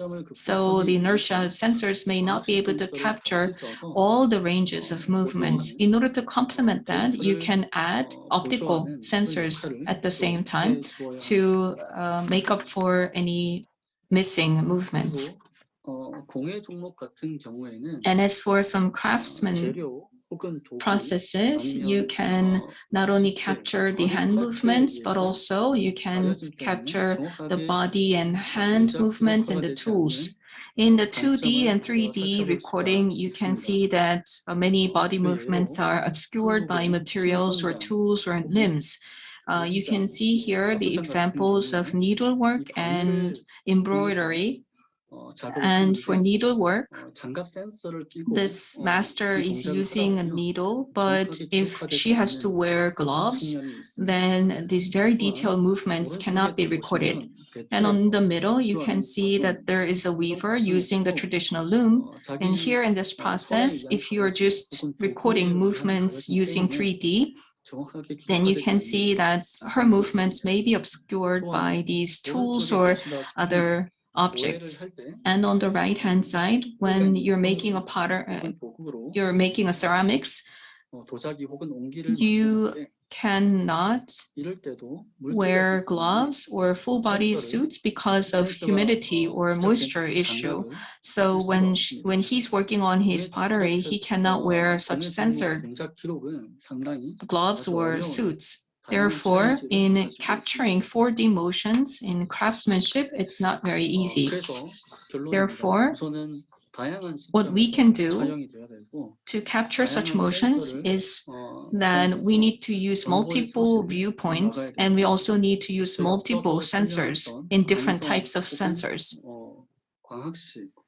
You may combine optical sensors and inertial sensors and other sensors all together, and they need to be also applied from multiple viewpoints.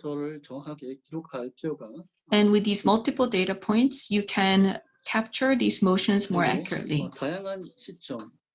And you can also film and shoot multi-view 4D data, and then you can reconstruct any motions that were obscured by objects or other tools. Let me show you a short video.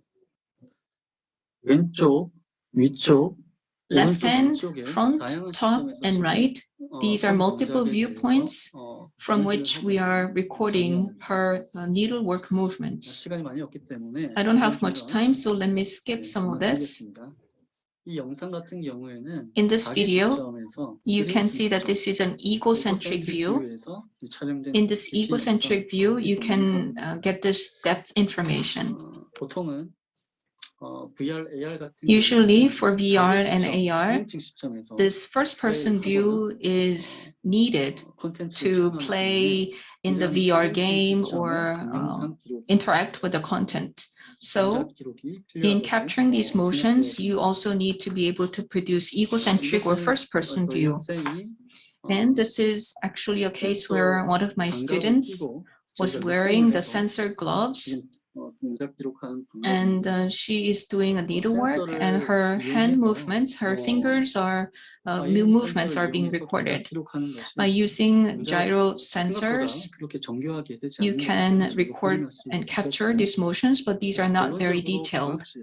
So optical sensors, inertial sensors, these need to be combined together to increase accuracy in 4D motion capture. So I've talked about these different viewpoints you can utilize.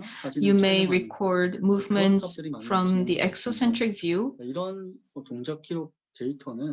Such motion data can be useful, but they may not be suitable for AR or VR platforms. So I'd like to argue that we not only need exocentric view, but also egocentric view from the first person point of view. So when we record data from this first person view, then we can apply this content on the VR platform. And here you can see first person view of making pottery.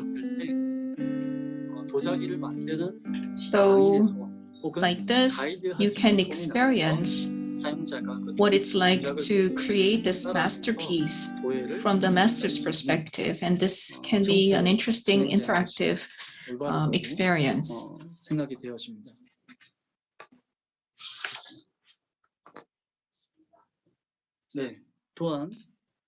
Also, if you want to create experiential content, you can use this 4D data, but also for the purpose of transmission and professional training and education, you can use these types of content. Here, these are hand gestures, these are virtual representation of a master craftsman. And so with these virtual hands guiding the learner who is wearing an AR device, she can practice her needlework by following the hand gestures and the movements of the master. Also, a master who is in a distant place can be represented here as an avatar, and this master can provide explanation and tips and guidance for the learner to improve her skills. This is the concluding slide.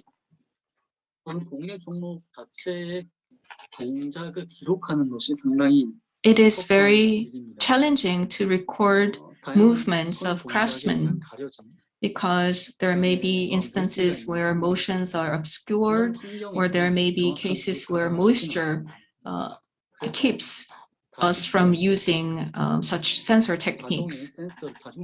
So to overcome these challenges, we need to utilize multi-view and multi-sensor approach. And also in the craftsman process, it's not only the movements of the hands and the bodies, but also the entire process of creating the artifact is crucial, and it has to be recorded. I mainly talked about recording the movements, but the contextual information also has to be recorded at the same time. Only then we can document and record craftsmanship related intangible heritage. Now, once you obtain such data, then you can utilize such data for various purposes, including education and exhibition to the general public. Recently in Korea, digital twin or metaverse has become a very hot topic. And within these new and emerging platforms, if we have these recorded movements and this 4D documentation in a digital format, then we can use such digital data for the youth and for our next generation.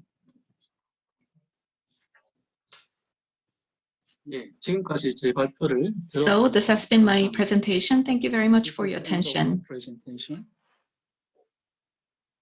Thank you very much, Dr. Yu. Ladies and gentlemen, we will now be moving on to the Q&A session.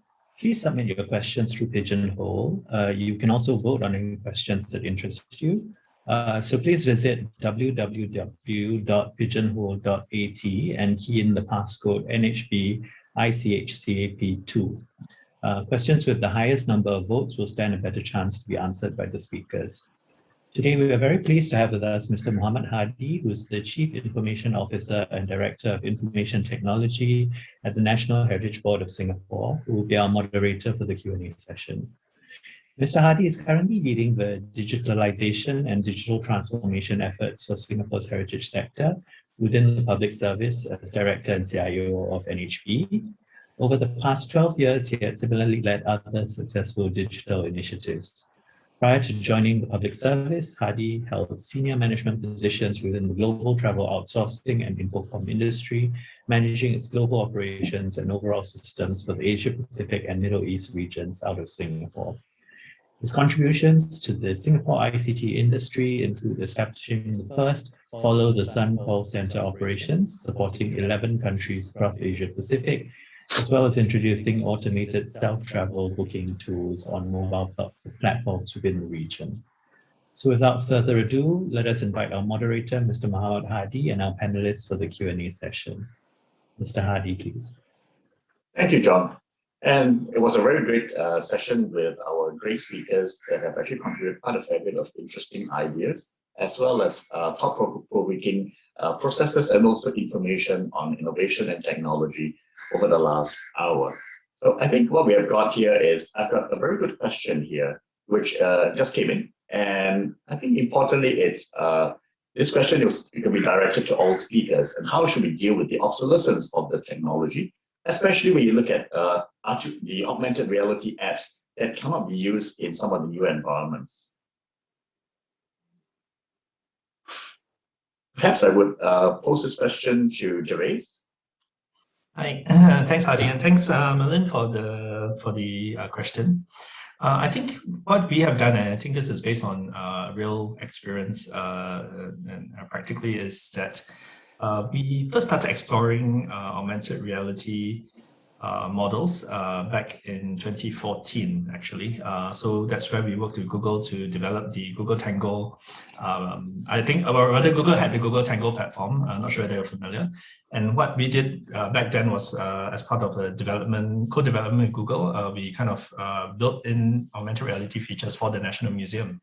So we created the models that we used to guide an architectural tour of the National Museum, as well as kind of recreated artifacts that dated back to the 1950s. And what we did was, it was app-based at the time, and it was device-centric. But we went in knowing full well that the platform would be obsolete soon. Because it was device-centric, we knew that it was not sustainable when they upgrade the devices. When new devices come about, when new tech comes on board, I think the models will not necessarily work on those devices again. But once again, we go in knowing that technology will evolve. The models that I created in 2014, we are still using it now, right? So, but we have redeployed it on Web AR, for example. And I think right now we are investing a bit more in Web AR because it is the most accessible that we see. It's not platform, it's platform-centric. You do not need to download an app. You scan a QR code and you have access to it off your browser. And for now, I think we think that is where we are investing our efforts to create a platform that is pretty much quite neutral. But at the same time, I think I want to kind of draw back to that again. The digital assets that we create, the models are generally adaptable. They are quite fixed, and it's more a case of how do we reuse it. Yeah. I think maybe I would like to also invite Dr. Z. You mentioned quite a fair bit on the AR world and also some of the virtual stuff you actually have done. Very impressive, and perhaps maybe a comment on what Jervis have just mentioned.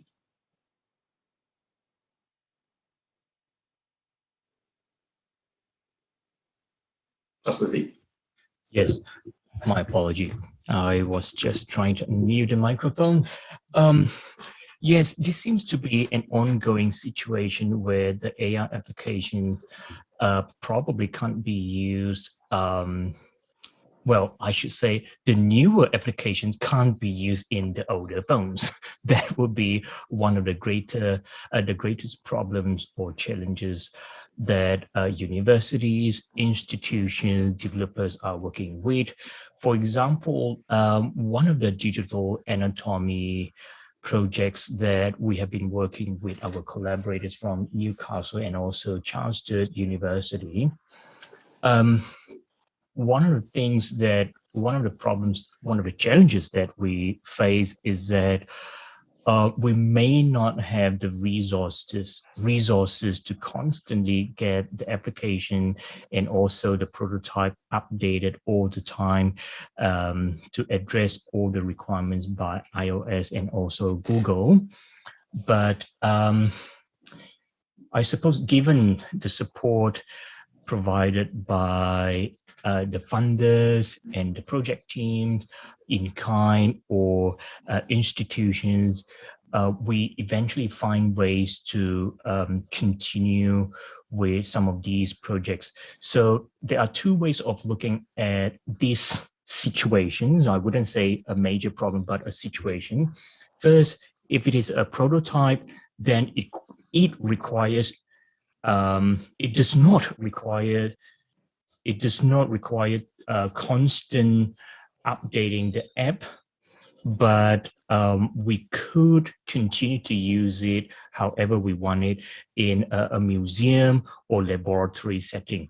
However, the second perspective is that if we want the public or the members of public to access the said content, then it probably needs a funded body or a structure or team to work on the application in order to constantly get it updated.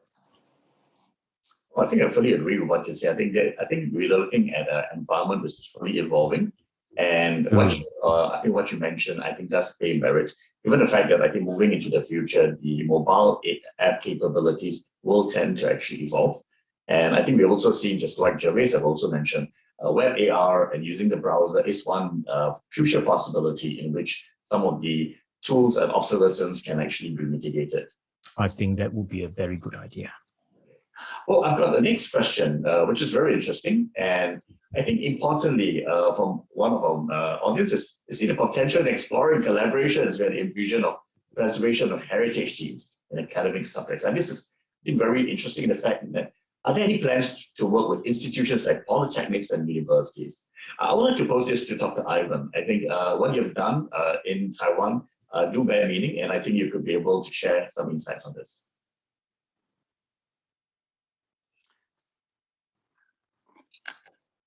Yeah, in fact, well, that's true. I have experience in both the private sector leading a studio, as well as now in academia. In fact, I mean, in my past 10 years of experience, I spent a lot of effort on bridging the gaps between disciplines, not just, for example, art or science or technology, but also across sectors. And that has been quite difficult, but I think it's improving a lot because researchers, especially technologists, tend to focus on their technology independently and for a long time in depth. But they don't know how to integrate that or how to make it appealing to the general public. Whereas artists, they speak an entire different language to technology. So it's always been hard to bring people from different backgrounds to work together on the project, and therefore that's what I do. And so yeah, I mean the short answer is yes, that's what I do constantly. But can I sort of go back a little bit to the previous question about preservation? Oh, let's say the obsolete of new technology, because this is also what we face as new media artists every day. And I think the obsolescence of technology platforms, it's the very nature of new media. And even I think even if you think of ways to make it become platform independent, there's always going to be the next revolution which makes it obsolete. For example, in media art, let's say if we say the beginning of media art was the video artworks, it used to be on traditional, cathode ray tubes TV, and then came the LCDs, panel screens, and etc., computer digitization, and so forth.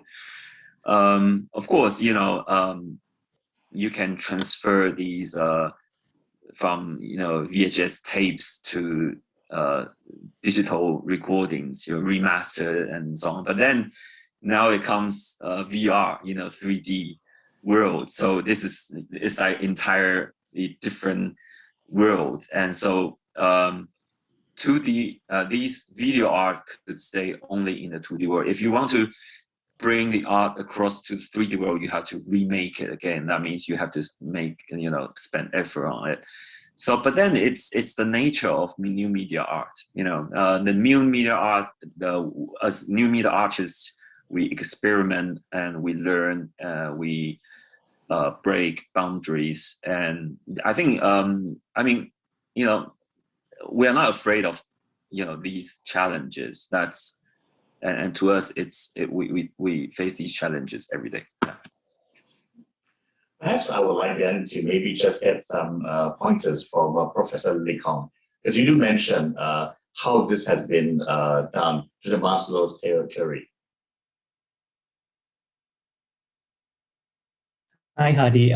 Professor Kong had unfortunately to leave early for another meeting, so she won't be around to field the questions directed to her. But yeah, perhaps we could ask some of the other participants for their views. Okay. Perhaps Dr. Ely, you mentioned quite a fair bit in terms of the collaborations with some of the institutions of higher learning earlier. Perhaps you can shed some light in terms of how some of these collaborations can be infused with also the preservation of work that is being done, especially the areas of intangible cultural heritage.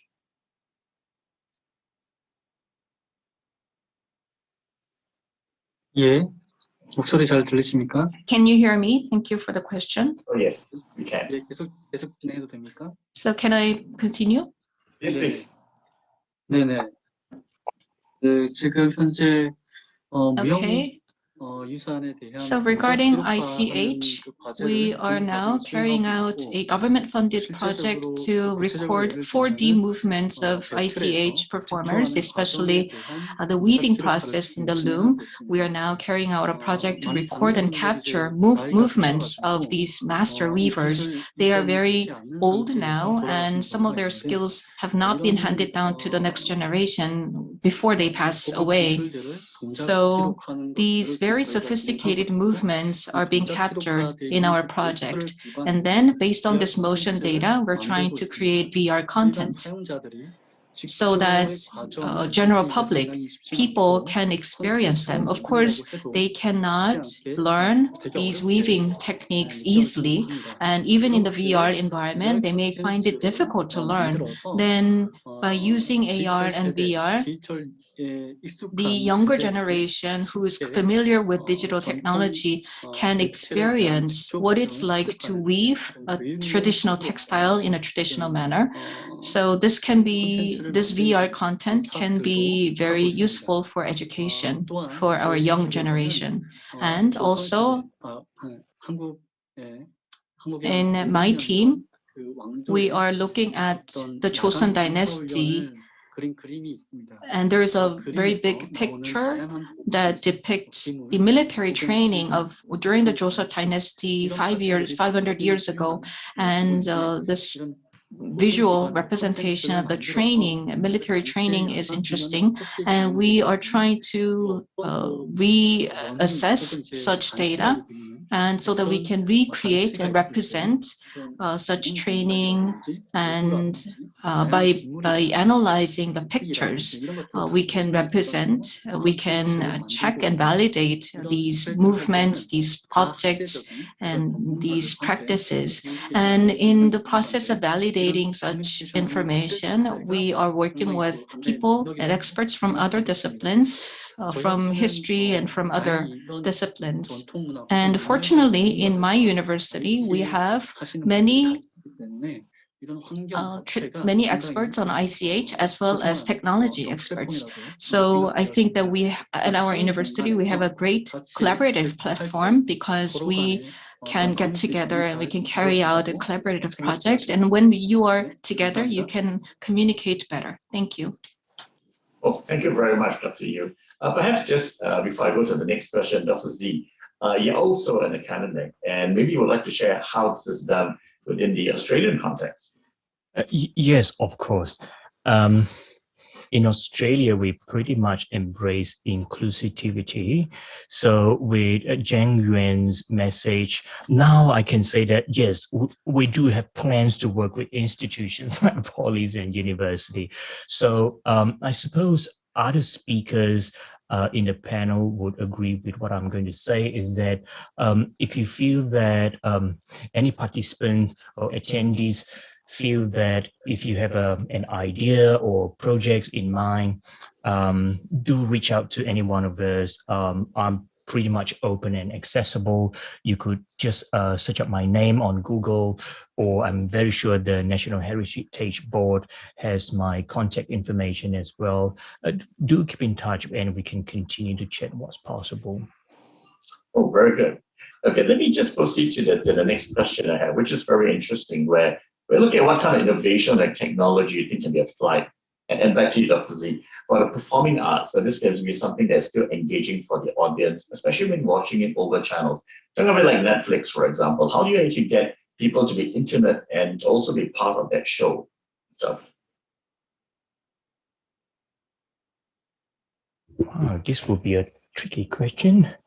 I can't say I have the knowledge to respond to this, but from what I observe, from what I learned from Ivan's presentation, Ivan has been working with a number of national and international creative artists. Is that correct? Yes. Yeah. So perhaps, Yeah. would you be able to also share in terms of, especially some of the areas of experience that you actually had, especially within the Taiwanese context? Yeah, if I understand the question correctly, it's a discussion between whether how to bring it live, so to speak, like Live performing arts.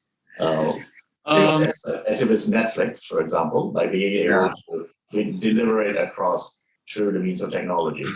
Yeah, my experience, we have done performance-related projects, especially a big one in 2017. It's an actual live show in theater where we created immersive experience, and we install 3D matrix of 3D light grid into the audience seats, so that without goggles you see the lights moving around you, and it is also interactive with musicians and dancers.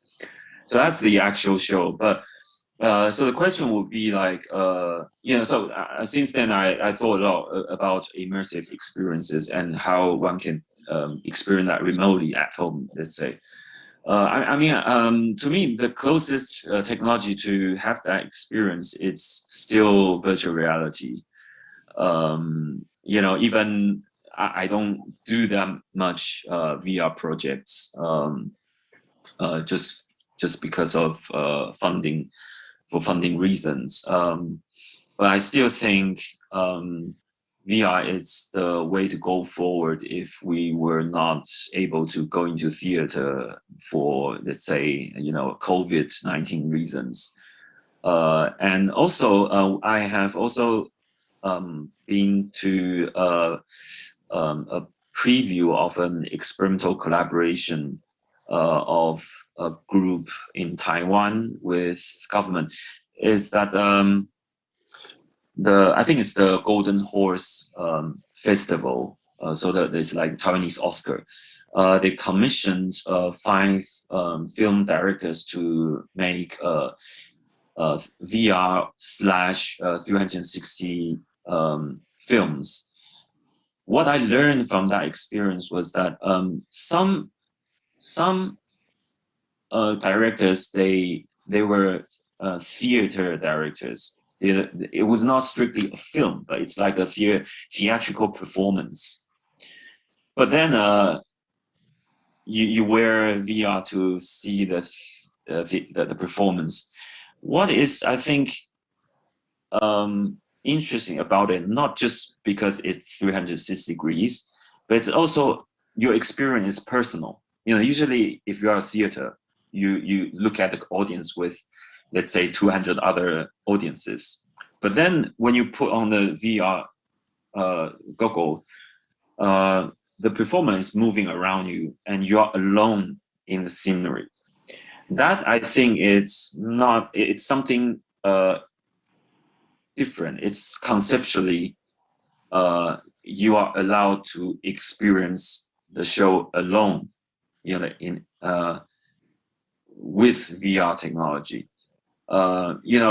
Traditionally, it's impossible. I mean, they want to sell as many tickets as possible, so it's impossible for you to look at that show alone. But with VR technology, you could. So that adds another new possibility with VR technology. Okay, yeah, that's my opinion. I think you're right. I think VR technology is actually quite useful because in the past there were, I think, tools, for example, like Microsoft HoloLens, for example, HTC Vive Pro. Some of these tools allows you to have immersive individual experiences. Also, the new television sets that you hide. I mean, these are all the new high-tech OLED sets. which actually are able to produce the same virtual reality capabilities over the screen. So I think moving forward, this may be another way to actually increase the type of audiences that you get, especially if you're looking at both in a smaller group, or at the same time, if you're actually having it at home and you do have this capability to enjoy some of these television sets, especially if they're being made available in the market. I would like maybe just to pose one question to Gervais. I mean, Gervais, you've been actually working quite a fair bit with a lot of the technology relating to the virtual worlds and also using some of this augmented reality stuff that you get. How would you just position this? Thanks, Hadi. Yeah, I think where we are seeing potential, I mean, just to respond to this specific question, is that a lot of the technologies that we are playing around with in terms of augmented reality, virtual reality, or virtual spaces works on the notion of personalizing the space and bringing yourself into a virtual space. So from a museum perspective, this is of interest because, I mean, real estate in the museums are limited. For example, there are probably, I don't know, 1,001 exhibitions that I want to put up, but no, I just cannot. Space is limited. But when you start talking about Second Life kind of notion, right? I think you have a virtual playground to play with. And as the kind of technology matures and there's greater adoption, essentially, there's a lot you can do within the Second Life, right? In terms of embedding virtual performances, and it could even be hybrid. It could be a physical performance and there's a kind of an overlay of a virtual that you can embed as well. I mean, just to bring up a little bit of the kind of academic side as well, I think Ivan and I had the opportunity to visit ICHCAP, I don't know if you remember, and they are probably the premier, I guess, research institution on sound. And they have done wonderful work as well in terms of not just how we can isolate sound and from a software perspective, but I think recently they've also been exploring this notion of a physical performer, a live physical performer and a virtual performer kind of coming together and creating a performance, for example. So there are kind of interesting developments in this space. And I think as we start to, I guess my point is, as we start to see this kind of the physical and the digital being blended together, whether is it through means such as HoloLens or even just your mobile devices, I think you start to see rather interesting applications for how this kind of a live virtual experiences can come together. Yeah. I think that's very interesting. I think you put quite a fair bit of perspective in terms of what the future holds. And at the same time, but I would like to then also pose the same question to you. So this is the next question that we have from a panel of audiences. How are you going to tap on this technology, whether it's sustainable resourcing and technical expertise? Especially the fact that a lot of this stuff are very new. It's always emerging and it's also evolving. And also, maybe to that perspective, how would you address some of the sustainability issues when it comes to financial resourcing and the expertise that they're limited locally? I think you have actually mentioned Digimuse as a particular this program that has actually been introduced in Singapore. I believe, my apology, Gervais. I believe Lily has addressed or highlighted the importance of jobs and future jobs opportunities. Yes, I was about to just say the exact same thing. I think really when you talk about sustainability, I mean, it's really about livelihoods. It's really about how do you kind of sustain this kind of investments. And to do that, I mean, not just from the initial funding perspective, but really to make it sustainable, you need a market, right? You need a demand for it. You need people who are willing to put in resources so that you can further develop, whether it's the technology or to further kind of build the expertise, because there has to be a relevance. And Prof. Lily, I think, mentioned that very clearly, which I agree with. So I guess we tend to approach this from a perspective, oh, okay, this is interesting. Let's do a research or let's prototype something. But we tend to forget what is the outcome that we're actually trying to get to, right?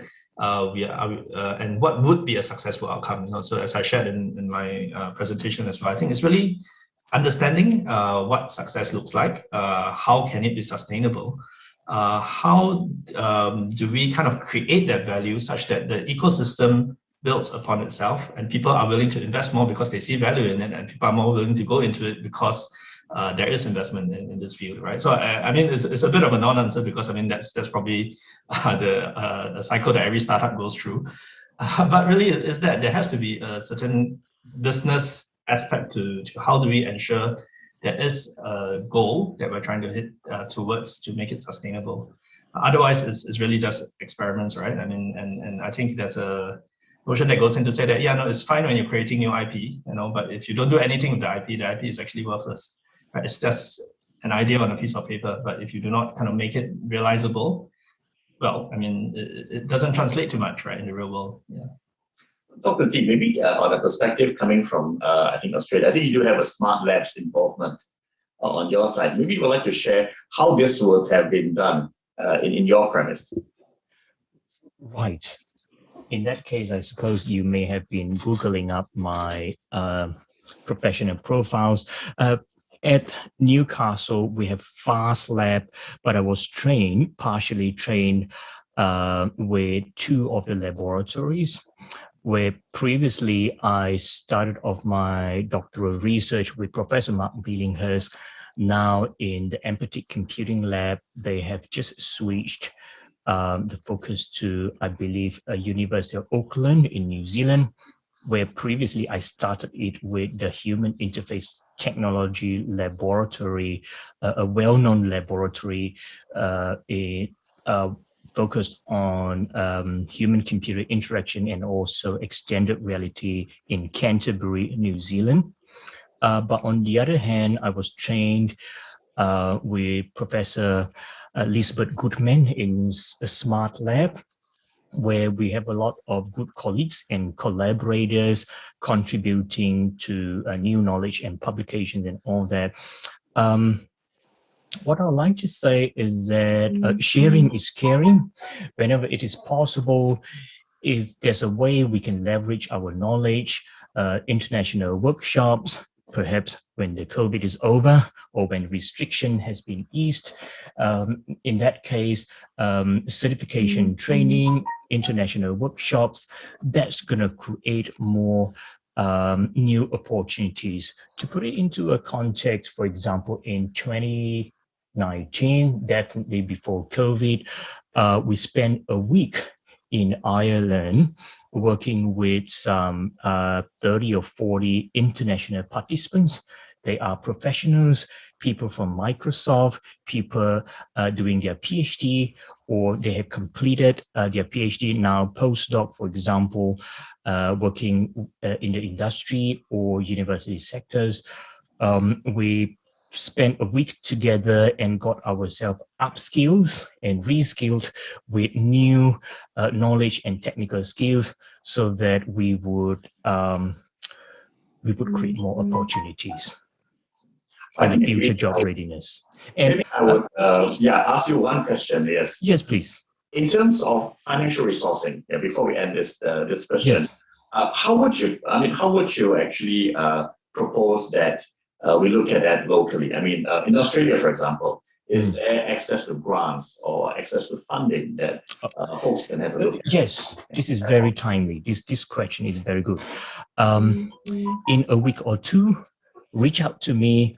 We do have a small seed funding round, what we call rapid in FAST Lab. This is not smart lab.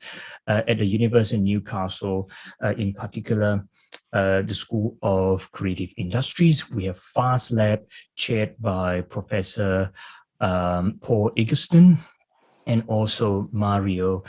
In a week or two, we should have a rapid funding session where we will fund 10,000 Australian dollar for any projects that could match the criteria of academic research and industry partnership.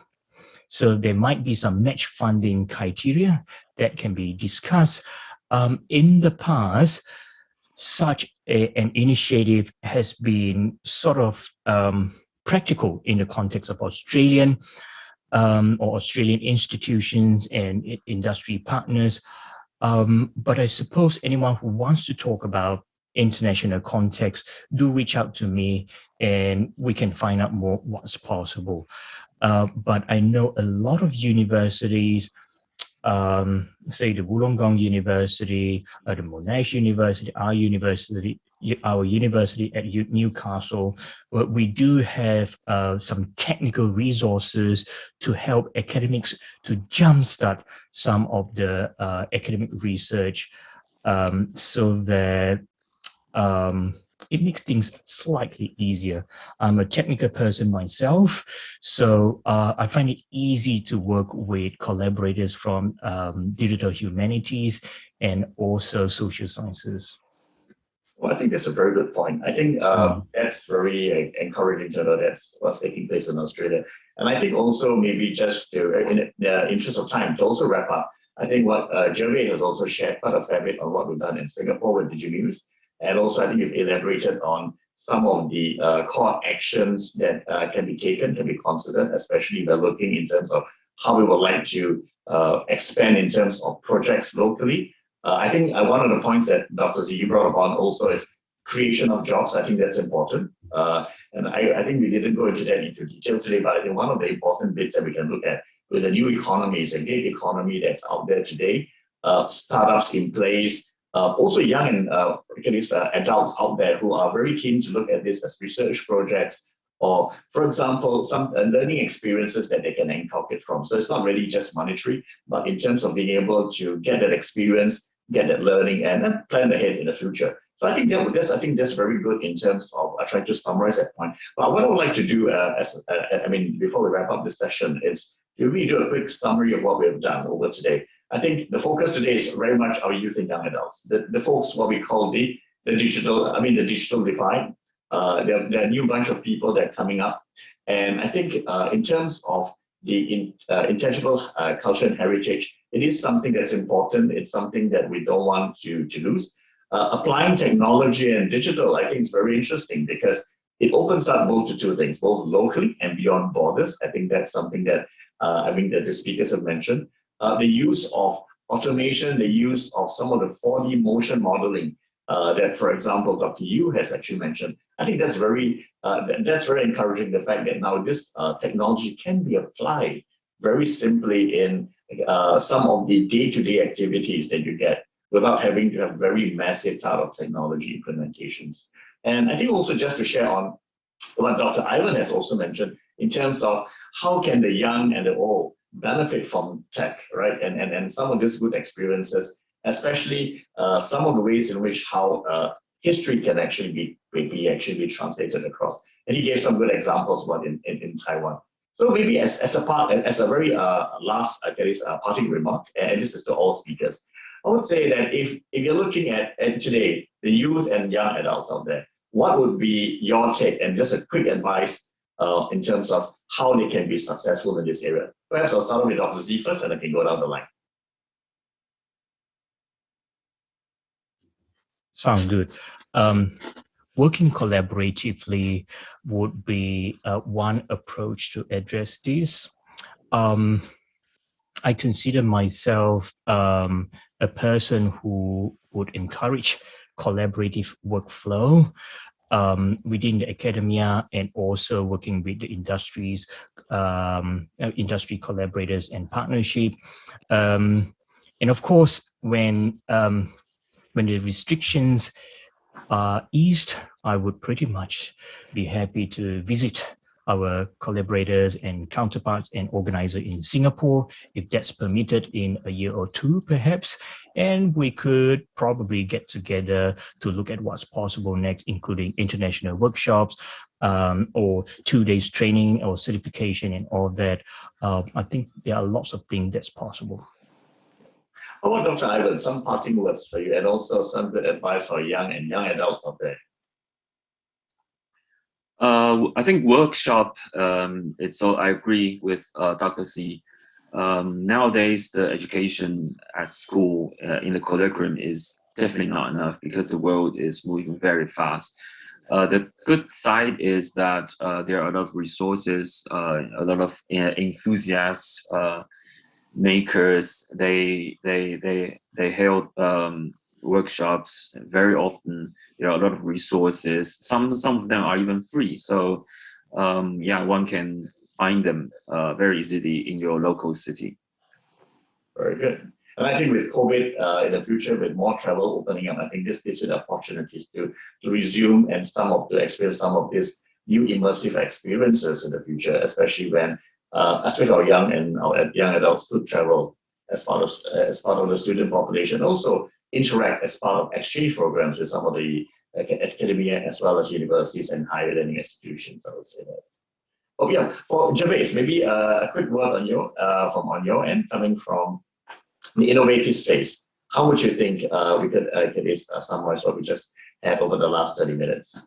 Yep. I think the engagement with views based on experience, I think they really will surprise you. And I think you give them the space to kind of venture out, to kind of create ideas that have relevance to them. I think relevance is a very big word here, but really how do they connect with heritage, right? And I think there are many different layers to how they might want to do that.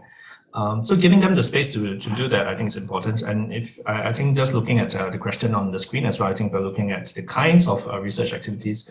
Really, I think the scope with digital is very, very broad, right? It's not just one specific area.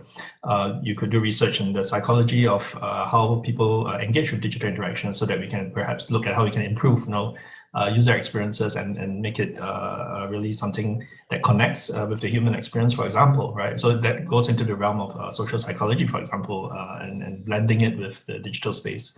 So I think, I guess my point is really that the space is quite diverse and there aren't as many boundaries. I guess when you're looking at this, a lot of the students we work with are cross-disciplinary, and I think that's really the way to go. Yeah. Oh, that's great. Okay, Dr. Yu, I think perhaps some words in terms of how this can be applied, especially if you can actually share with us in the context of South Korea. 해주시기 바랍니다. 네. 우선은 저희 학생들과 청년들이 First of all, 이제 기술도 of course, our youth and our young students, they of course need to develop their digital technology and skills, but I think it's crucial to help them deepen their understanding on cultural heritage, because we have many intangible and tangible cultural heritage, and only when these young people understand the value of such cultural heritage, they will decide to dedicate themselves to preserving and nurturing our heritage. And it's not just about in Korea, but maybe young people can go out and experience other cultures, such as Taiwanese cultures and French cultures and other cultures using digital technology. They don't have to travel, but they can experience such cultures using technology. This will bring about new opportunities. Thank you. Perhaps the last point, in terms of some of the research activities, and also what opportunities would you suggest for young and youth adults? What would that be? Perhaps one or two key research activities that come off the top of your mind.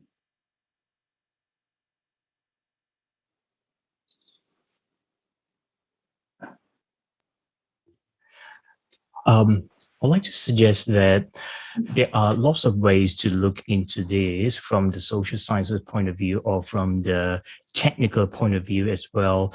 But since we may have, if I understand this correctly, we may have a younger group of target audience and attendees here for today, I'd like to say that do not be afraid to continue your study or further study.